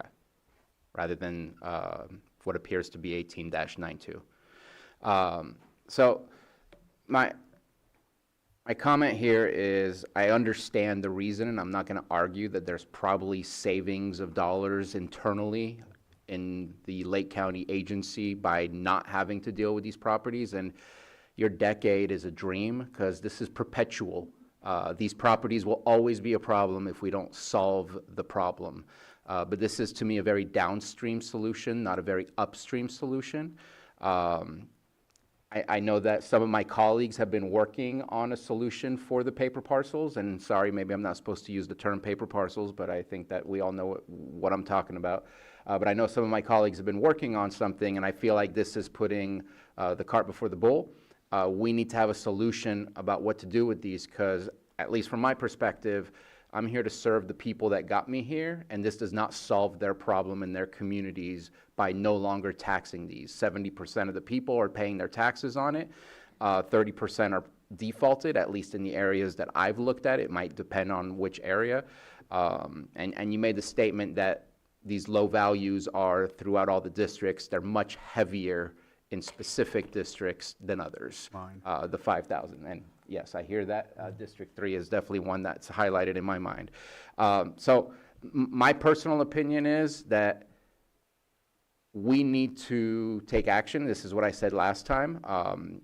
We need to start with an MOU between the city of Clear Lake and the county. As soon as anything is tax defaulted, we need to do a Chapter 8 sale. We need to have an MOU, or maybe not an MOU, but with the county, as soon as there's a tax defaulted, we need to do a Chapter 8 direct sale to the county. We are not going to solve this waiting for individual private property owners to do something with these properties. They have to be accumulated, and the only way we're going to accumulate them is if we work with the local governments in which their jurisdiction is, and open that up to tribes as well. And so I don't see this as the solution. I see this as swiping something under the rug and telling those communities that are going to be impacted by these properties to keep waiting another 100 years, just like we have, unfortunately, because we just haven't done the solution. I know it comes with liabilities, but we also know the liabilities already exist. Fires, illegal dumping, all the things we don't want that surround our communities are happening there. And so I'm asking for postponement to have this conversation, where I don't mind doing this if we already have a solution in place. And maybe we don't even need to do this if we have a solution in place. But this is not a solution. This is a swiping it under the rug. And yeah, I'll stop there. Did you put Supervisor Owen? Actually, I believe that Supervisor Sabatier just articulated what I was going to say much better than I would have articulated it. What I was looking for was a solution. So what is going to be the end result? What can we do to resolve this? So he's already stated it. So thank you. All right, I'll open it up for, did you have something to add? It looked like you did, so go ahead. Yeah, the only question I would have with that is I know, in fact, me and Bruno were on a committee years ago talking about the same thing. This has been going on a while. I will tell you the risk in my office from the, legal definition descriptions that we have to put on every time they do a sale that's of 1,000 items. We have one person left that can do that in my office. The other person just retired. So we're getting to the point where that's getting pretty thin, as it does in cycles in all the offices. We've rebuilt a lot of my office, but we're getting to another cycle of people starting to retire. And so some of those skills aren't there. So we're going to get to a point where some of the things, as we've talked about in the past, some of the things that are being asked of the treasurer, we can't accomplish without some additional resources, some additional space also, because we can't even fit more people in our space. Some additional things if we want to continue on this path. And I agree with Bruno, at some point this needs to be fixed. But we've been talking about it for a while. Me and Bruno were on it together years ago under Carol, and we had some great ideas. But we also heard some challenges on some of the ideas we put forth. And I'm open to anything you guys want to do. But I do think we got to move on it kind of quick because the timing is kind of catching up with a couple of us. And that's pretty much why we're here. And I know Genevieve had something too, so I'll get back to you after. You said you wanted to respond as well, so. Yeah, just a couple of things. I just wanted to point out that I do believe that the low value ordinance is going to solve one problem, not all of the problems. It couldn't possibly, the subdivision issue. There's a lot of things out there that need to be solved that may take a while. But the low value ordinance is specifically to stop us from losing money. Just to remind you that even the 70% that do pay, we lose money even on that bill. So the county gets 1% of the value. So we're gonna get about 50 cents on a bill that goes out. We're gonna send out the bill, pay for all the ink and the envelope. We're gonna collect it. We're gonna calculate it, apportion it, 100 different ways, send it out. So for every bill that is paid that would be removed with this ordinance, we lose money. So that is something to keep in mind. I do believe this is solving a problem for us. Our current staffing, it doesn't include the TDLS work. So this is new. And so it is it's work we've been absorbing for the last couple of years, and it is a concern. And so I am hoping that the low value ordinance will address that one problem of the delinquent sales on properties that are so low that the county will lose money by proceeding. And then to keep in mind that as long as we keep it on the roll, we have no choice but to use all our collection tools and everything under the R&T code to collect on them all the same. So we don't get to choose not to use certain collection tools on them. We have to use it all, which ends up being, I don't know, a couple of $1,000s, I think, per. And again, we're losing money on those. So I really want to make sure that we all understand that. Just to clarify, and we've talked about this in the past, what Genevieve just said, which was 50 cents, is the full 1%. As you guys know from the past, Stephen Carter, it's not 50 cents. We get about 25 to 30 cents on the dollar. What is it? 23. I usually say a quarter because it moves up and down. So that is not 50 cents. It's less than that pays for the services. And so that's kind of part of the problem is we're at the point where it's costing more.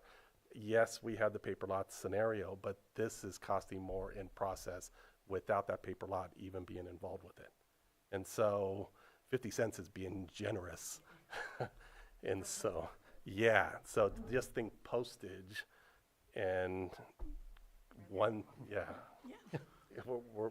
certified letter. We're cooked. Yeah. Go ahead, Supervisor Sabatier. Hours spent calculating the deficit, it was not even back. One, if it rolls into delinquencies, then the cost goes up substantially, and then that cooked comment goes worse. And so the kind of math never pays out, even if we're not touching the paper lots. And I know we're kind of trying to solve or do the best we can, solving multiple things at one time. But that's the one thing I would kind of keep in mind is the reason other counties have this in place is because a lot of them don't have paper lots like we do. But they have the same problem cost-wise. And so we are down to 7 counties who don't have it. As Patrick said, we're one of the 7. And there's a reason why all the rest have it, all the 51 have it, is because it's the cost. And we could probably even work up more numbers for you guys that wise, but it gets expensive pretty quick. Supervisor Sabatier and then Supervisor Pyska. So I'll keep my comment positive.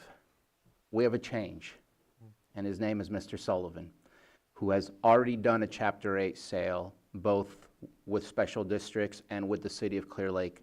I've never seen that before. Maybe before my time those were happening.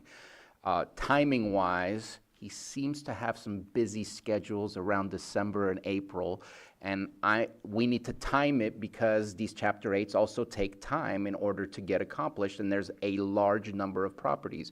It's not going to happen all at once, but we have to be able to move forward and take that first step and rip the Band-Aid, and we need to rip the Band-Aid because, again, long-term solution, not short-term solution. Supervisor Pyska.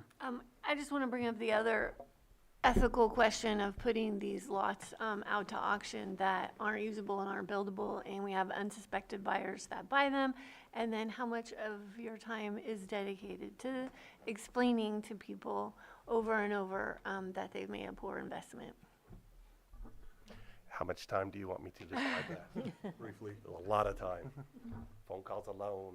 Our average phone call, it probably takes, in our office alone, probably at least a half hour. So you saw earlier when we do an appeals, just for preparation of that appeal that we showed you is probably 12 to 20 hours. So most of our stuff is technical, just like the other two offices. When we explain stuff, it's math from start to finish, laws from start to finish. It's not easily explainable. It's probably half hour to 45 minutes, and we get a lot of phone calls as well as the other two offices. So yes, and that's not even calling out the working after you get off the phone call. So. I'll open it up for public comment. Is there any on Zoom, by the way? All right.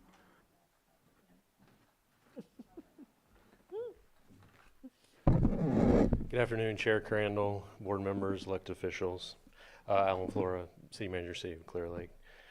So I have nothing but respect for our treasurer tax collector, and I appreciate the administrative problem that the situation causes for a number of departments. But I'm here to ask you all to consider the community problem that I believe this ordinance will cause in some areas of the county.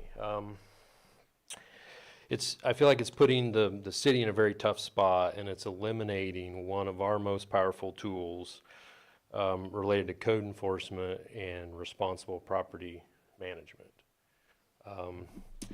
I think each of you could imagine what it would be like if you have a blighted or vacant property near your house that becomes subject to this ordinance. Perhaps owned by someone who inherited it from their grandparents that lives in San Jose. I don't expect that those folks are ever going to comply with our vegetation ordinance or any other action related to code enforcement on that property ever again. I pulled just a few quick numbers today. I was a little short on time, so unfortunately some of the numbers I pulled were based on total assessed value of $10,000, not $5,000, which is in the ordinance. But to give you some context, there's 1,488 vacant parcels in the city of Clear Lake. For comparison's sake, there's 2,470 total parcels in the city of Lakeport, so it's a significant issue for us. 50% of those, or 729, are worth less than $10,000. It goes down to 505 if we go to the $500,000 or $5,000 threshold. Shockingly, there's another 257 residential properties that also have a total assessed value of $10,000 or less. So that puts it at 1,000 properties. You know, it's going to be a little different if the ordinance goes through. It's based on 5,000, not 10,000 I mentioned, but very significant issue in the city, and we do have some areas that are there's a lot of paper lots, but it's really scattered throughout. 483 of those parcels in the last 3 years have had some type of code enforcement case started on them, so that's 30%. So that's really where this concern lies. Of those 729, just the vacant parcels that I mentioned at 10,000 or less, only 120 of those properties are owned by someone who lives in the city of Clear Lake. So 84% have out-of-town owners. I don't know if you'll let me have just a couple more minutes. So, you know, that's the concern. I understand the administrative problem, but from a community perspective, I'm very concerned about how this ordinance is going to impact our ability to make continued improvements in an area that we all know is very blighted. And, you know, we have a significant problem, but the paper lots and other things, probably worse issue in Chair Crandall's district in some areas of the North Shore.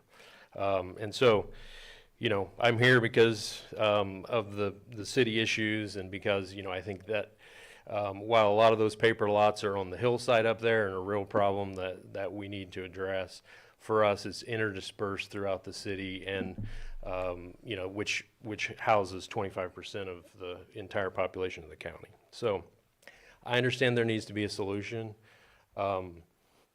I am supportive of some of the ideas that Supervisor Sabatier mentioned. I just really hope you don't move forward today because I feel like it's going to be very devastating. And at one point, I understood that Chair Crandall and Supervisor Rasmussen were working on a committee related to some paper lot issues. I think some similar discussions that would tie in really well with that, and I would hope to have the opportunity to coordinate and discuss sort of a hybrid solution perhaps moving forward.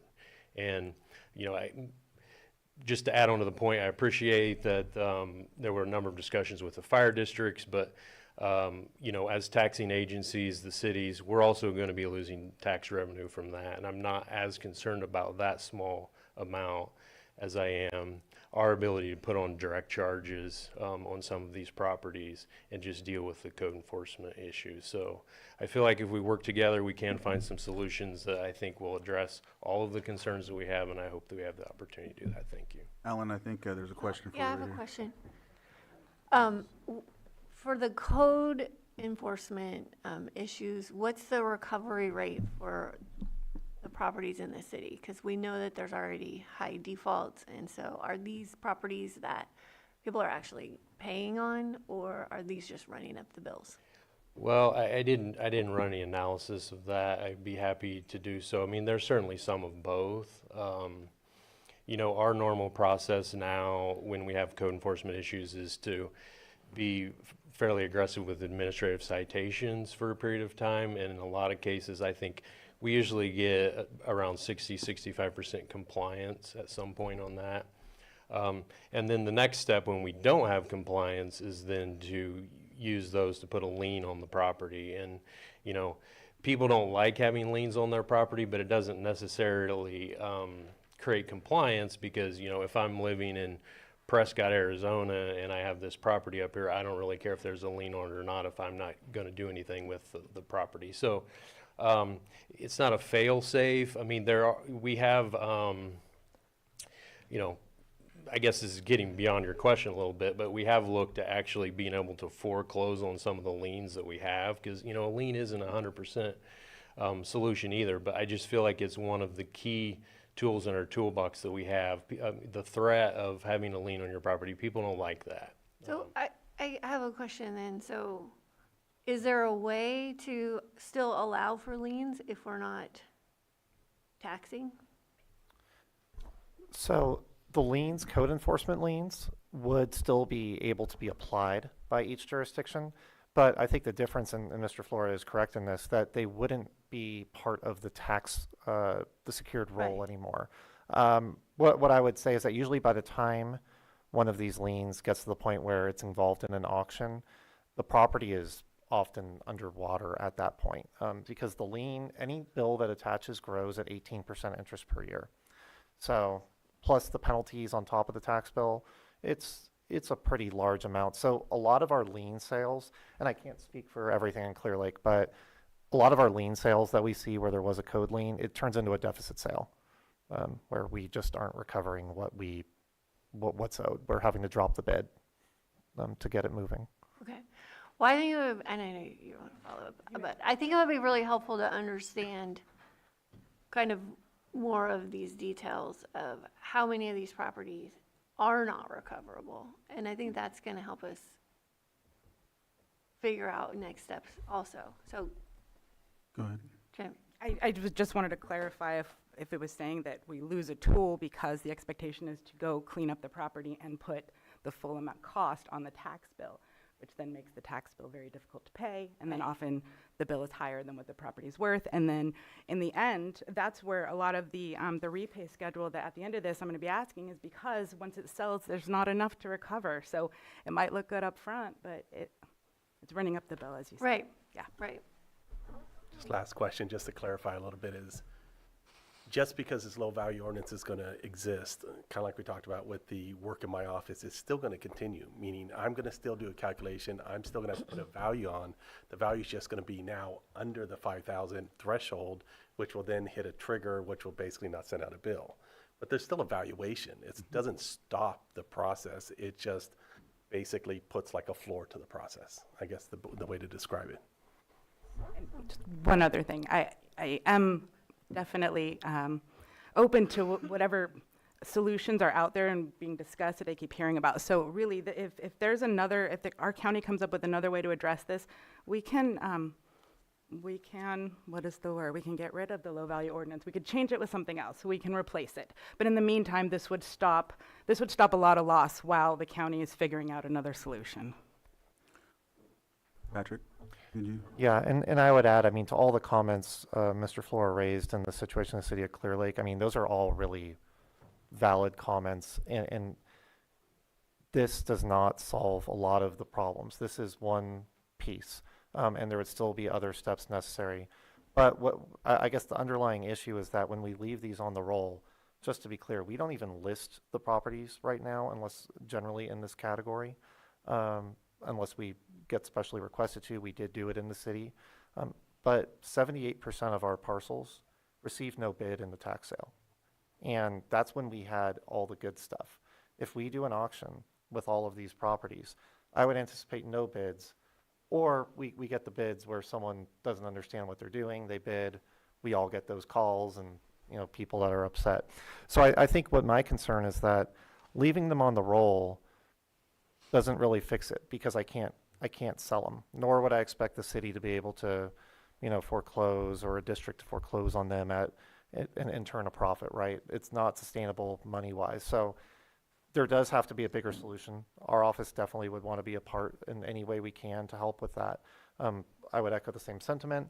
If a solution's identified, we can always rescind this ordinance or amend it, do whatever we need to do. But right now, the way the state controller sees it, and I've met with them repeatedly, they're saying we have to try to auction everything. That's why you don't see unsecured on here.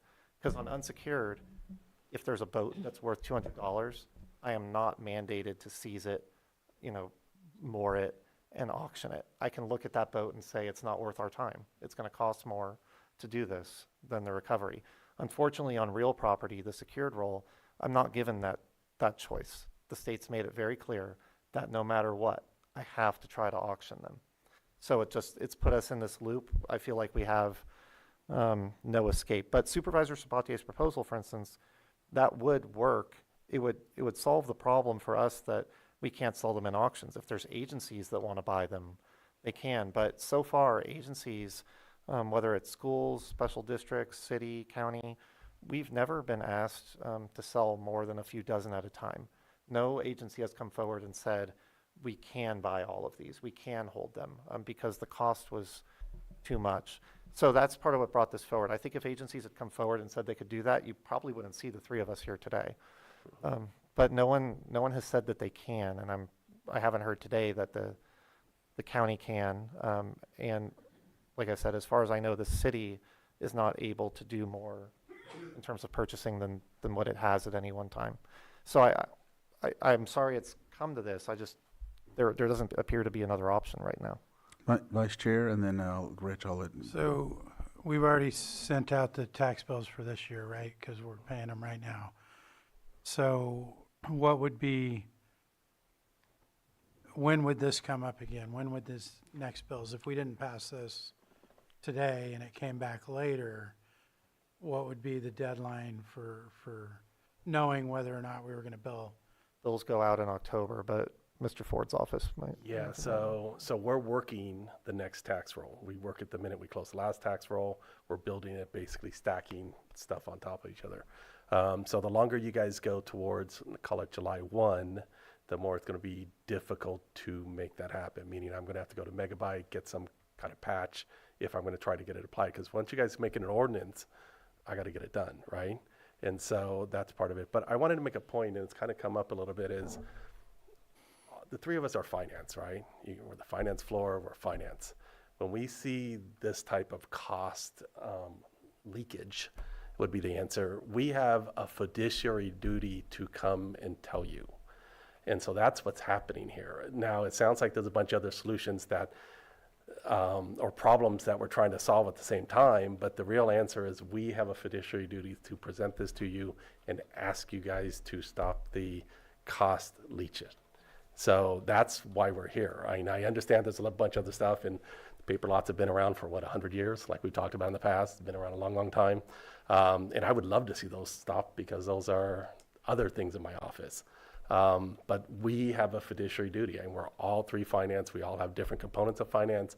We all have finance background. And we have fiduciary duty to come and present this to you and ask you for this. If you guys say no, that's on you. But we've done our job to present it to you and say, look, it's losing money.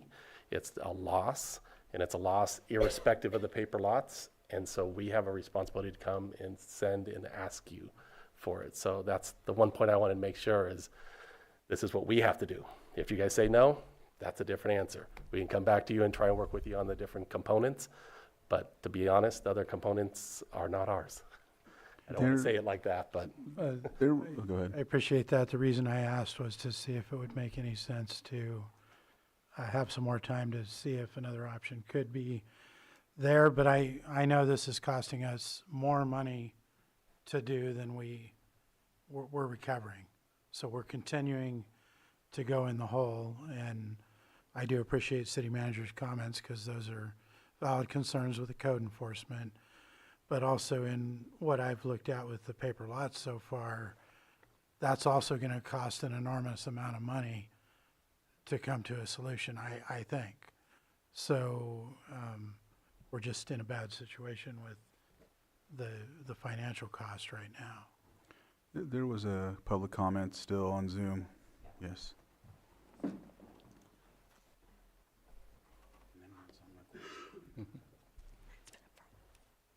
Thank you, Mr. Chair. Thank you, supervisors. I was just listening to this, and Mr. Sullivan had said many months ago he would be bringing this forward. I see this as an attempt to stop the bleeding. It's not an end-all solution, but it is a step in the right direction. As staff has mentioned, a 1% tax on $5,000 doesn't even cover the postage to send the bill out. As a resident in one of the largest fire districts and most underfunded ones, seeing this on the agenda, I was concerned about the fire district's ability to collect their fees. I want to say thank you to Mr. Sullivan for addressing that concern and for reaching out to the fire chiefs. I'm happy to hear that a process for them to collect their fees will remain in place. And thank you for bringing this forward. Any other public comment? I will close public comment. Supervisor Owen. Yeah, I had a question. If you're not sending out the bills, will the taxes still continue to acquire? No, so they just won't be taxed. That's correct. The Okay. properties under 5,000 will no longer accrue a tax liability as long as this ordinance is in effect. So they'll be tax-free. It would be tax-free. Okay, and then the second one, would that make it more difficult if there's a plan? I know when I first came on, I don't remember where I heard it or something, but they were talking about maybe putting some of these pieces, these paper subdivisions together to make larger lots to make it more valuable. Would it make it more difficult to acquire and make changes so that it can help the county and that they would be of some value? I think it could in some circumstances, but typically, no.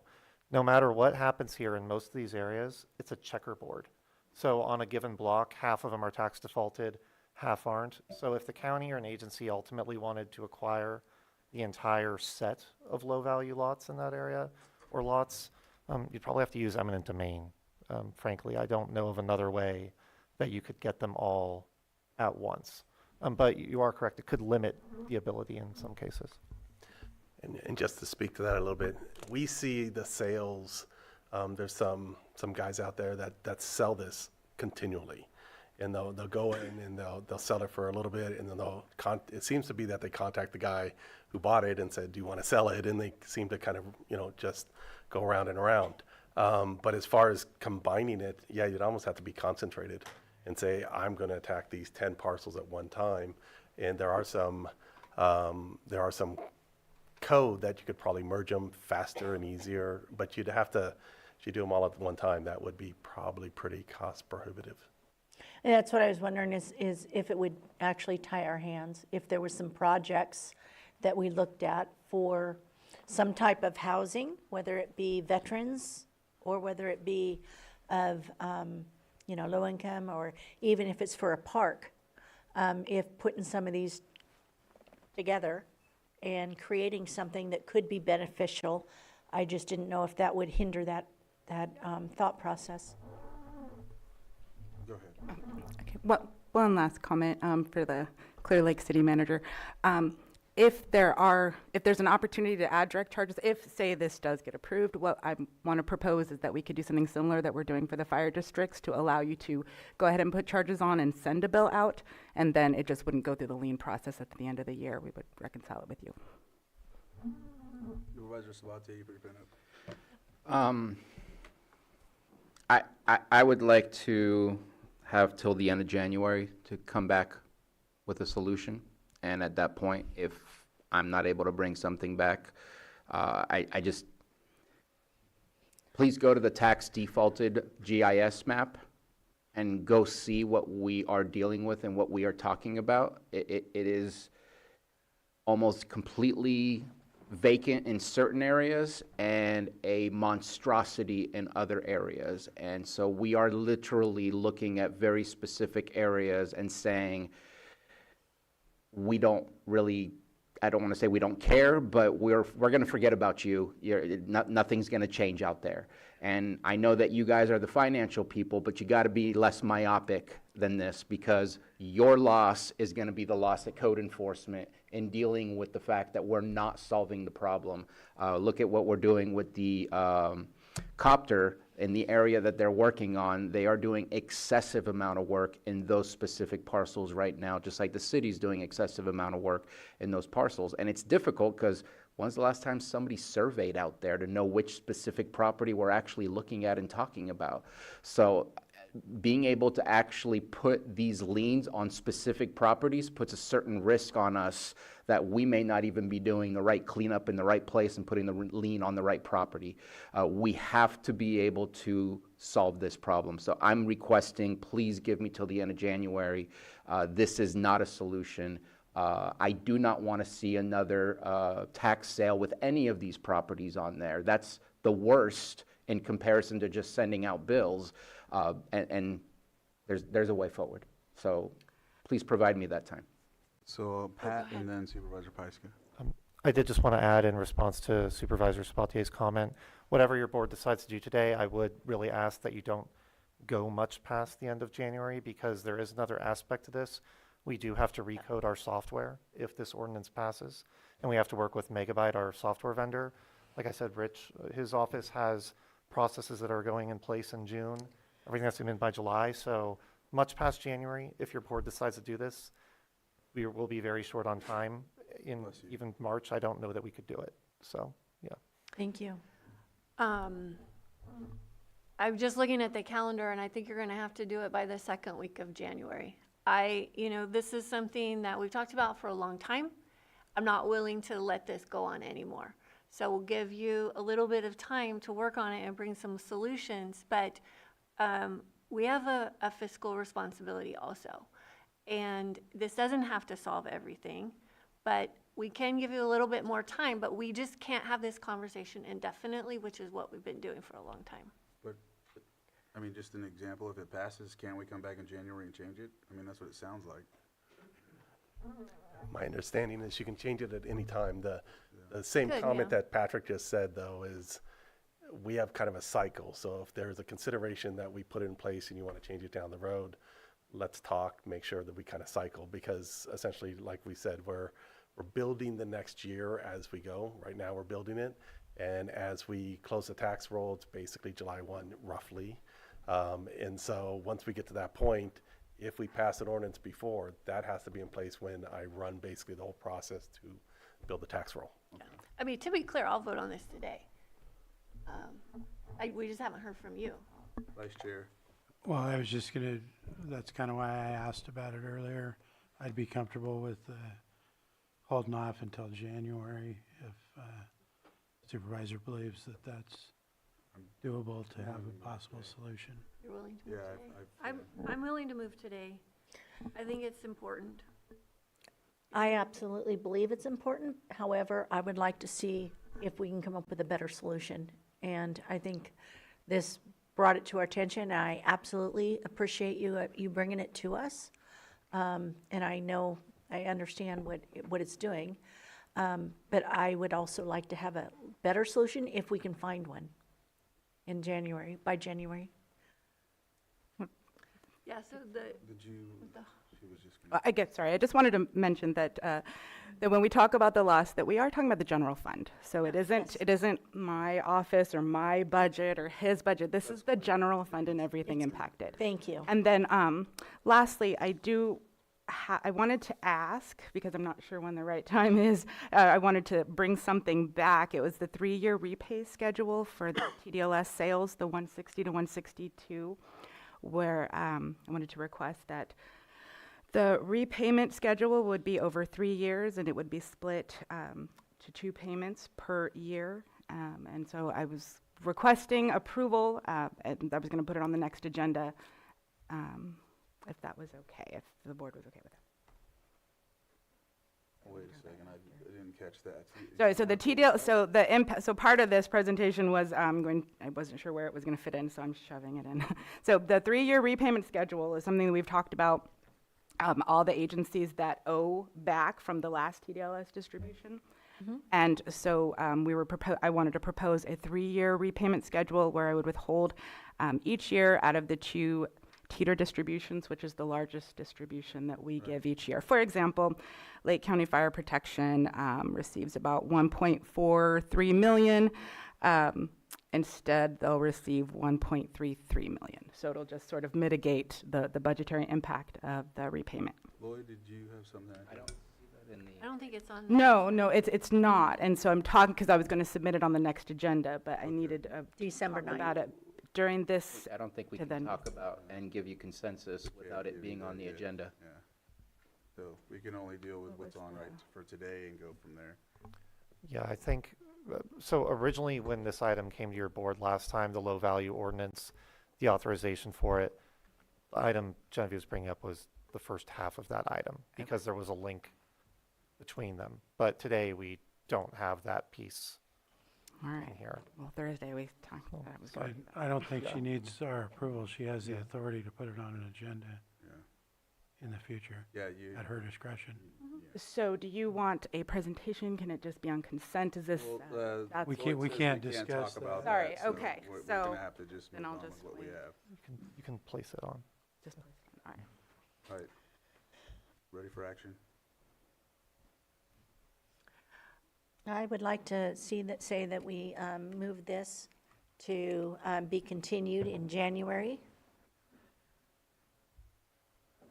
We've got the first 2 weeks of January. So with the item before your board is the, Calendar. Well, we have a holiday and then we have the governance workshop. Oh, it's the governance workshop. Yeah. I was trying to figure out why. Okay. Yeah, I'll bring it back if I have nothing, then on January 13th, go ahead and bring this back. Well, are you, So we'll have to do it 14 days ahead of it. well, are you going to coordinate with So you have them to do so it that date it's certain. more, I can't work in a void. I have to work with staff from admin. I have to work. okay, I with- just want to make sure that so there's lots of input when we get. Yeah. Okay. I get that. We can participate in any meeting or provide any resources that are necessary. Yep. We don't need a motion, just direction, right? well, Yeah, we have to renotice it, date and time. So I move to continue this item to January, what was it, 17th? 13th. 13th, At 11 a.m. at 11 o'clock. And if there's something to place before that date on the agenda or that date, it would be one to compete against it because looking for another solution. But my plan is to bring it back before the January 13th date. that would be. That's a if- motion. Yes, and so waiting for a second Second. for your board's consideration. So I have a motion and a second. All in favor? Aye. Opposed? Aye. Motion carries 4-1. All right, we're gonna have to go into closed. Can we still go into closed section or? No? My untimed item coming. All right, we'll go into closed session and we'll come back. And Mr. Chair, Yes. you may want to announce the closed session item. Yes, okay. Our next item is going to be Myopic. 9 point. 9.1, public employee appointment pursuant to Government Code Section 54957, B1, interviews for Chief Public Defender, appointment of Chief Public Defender. We'll go into closed session.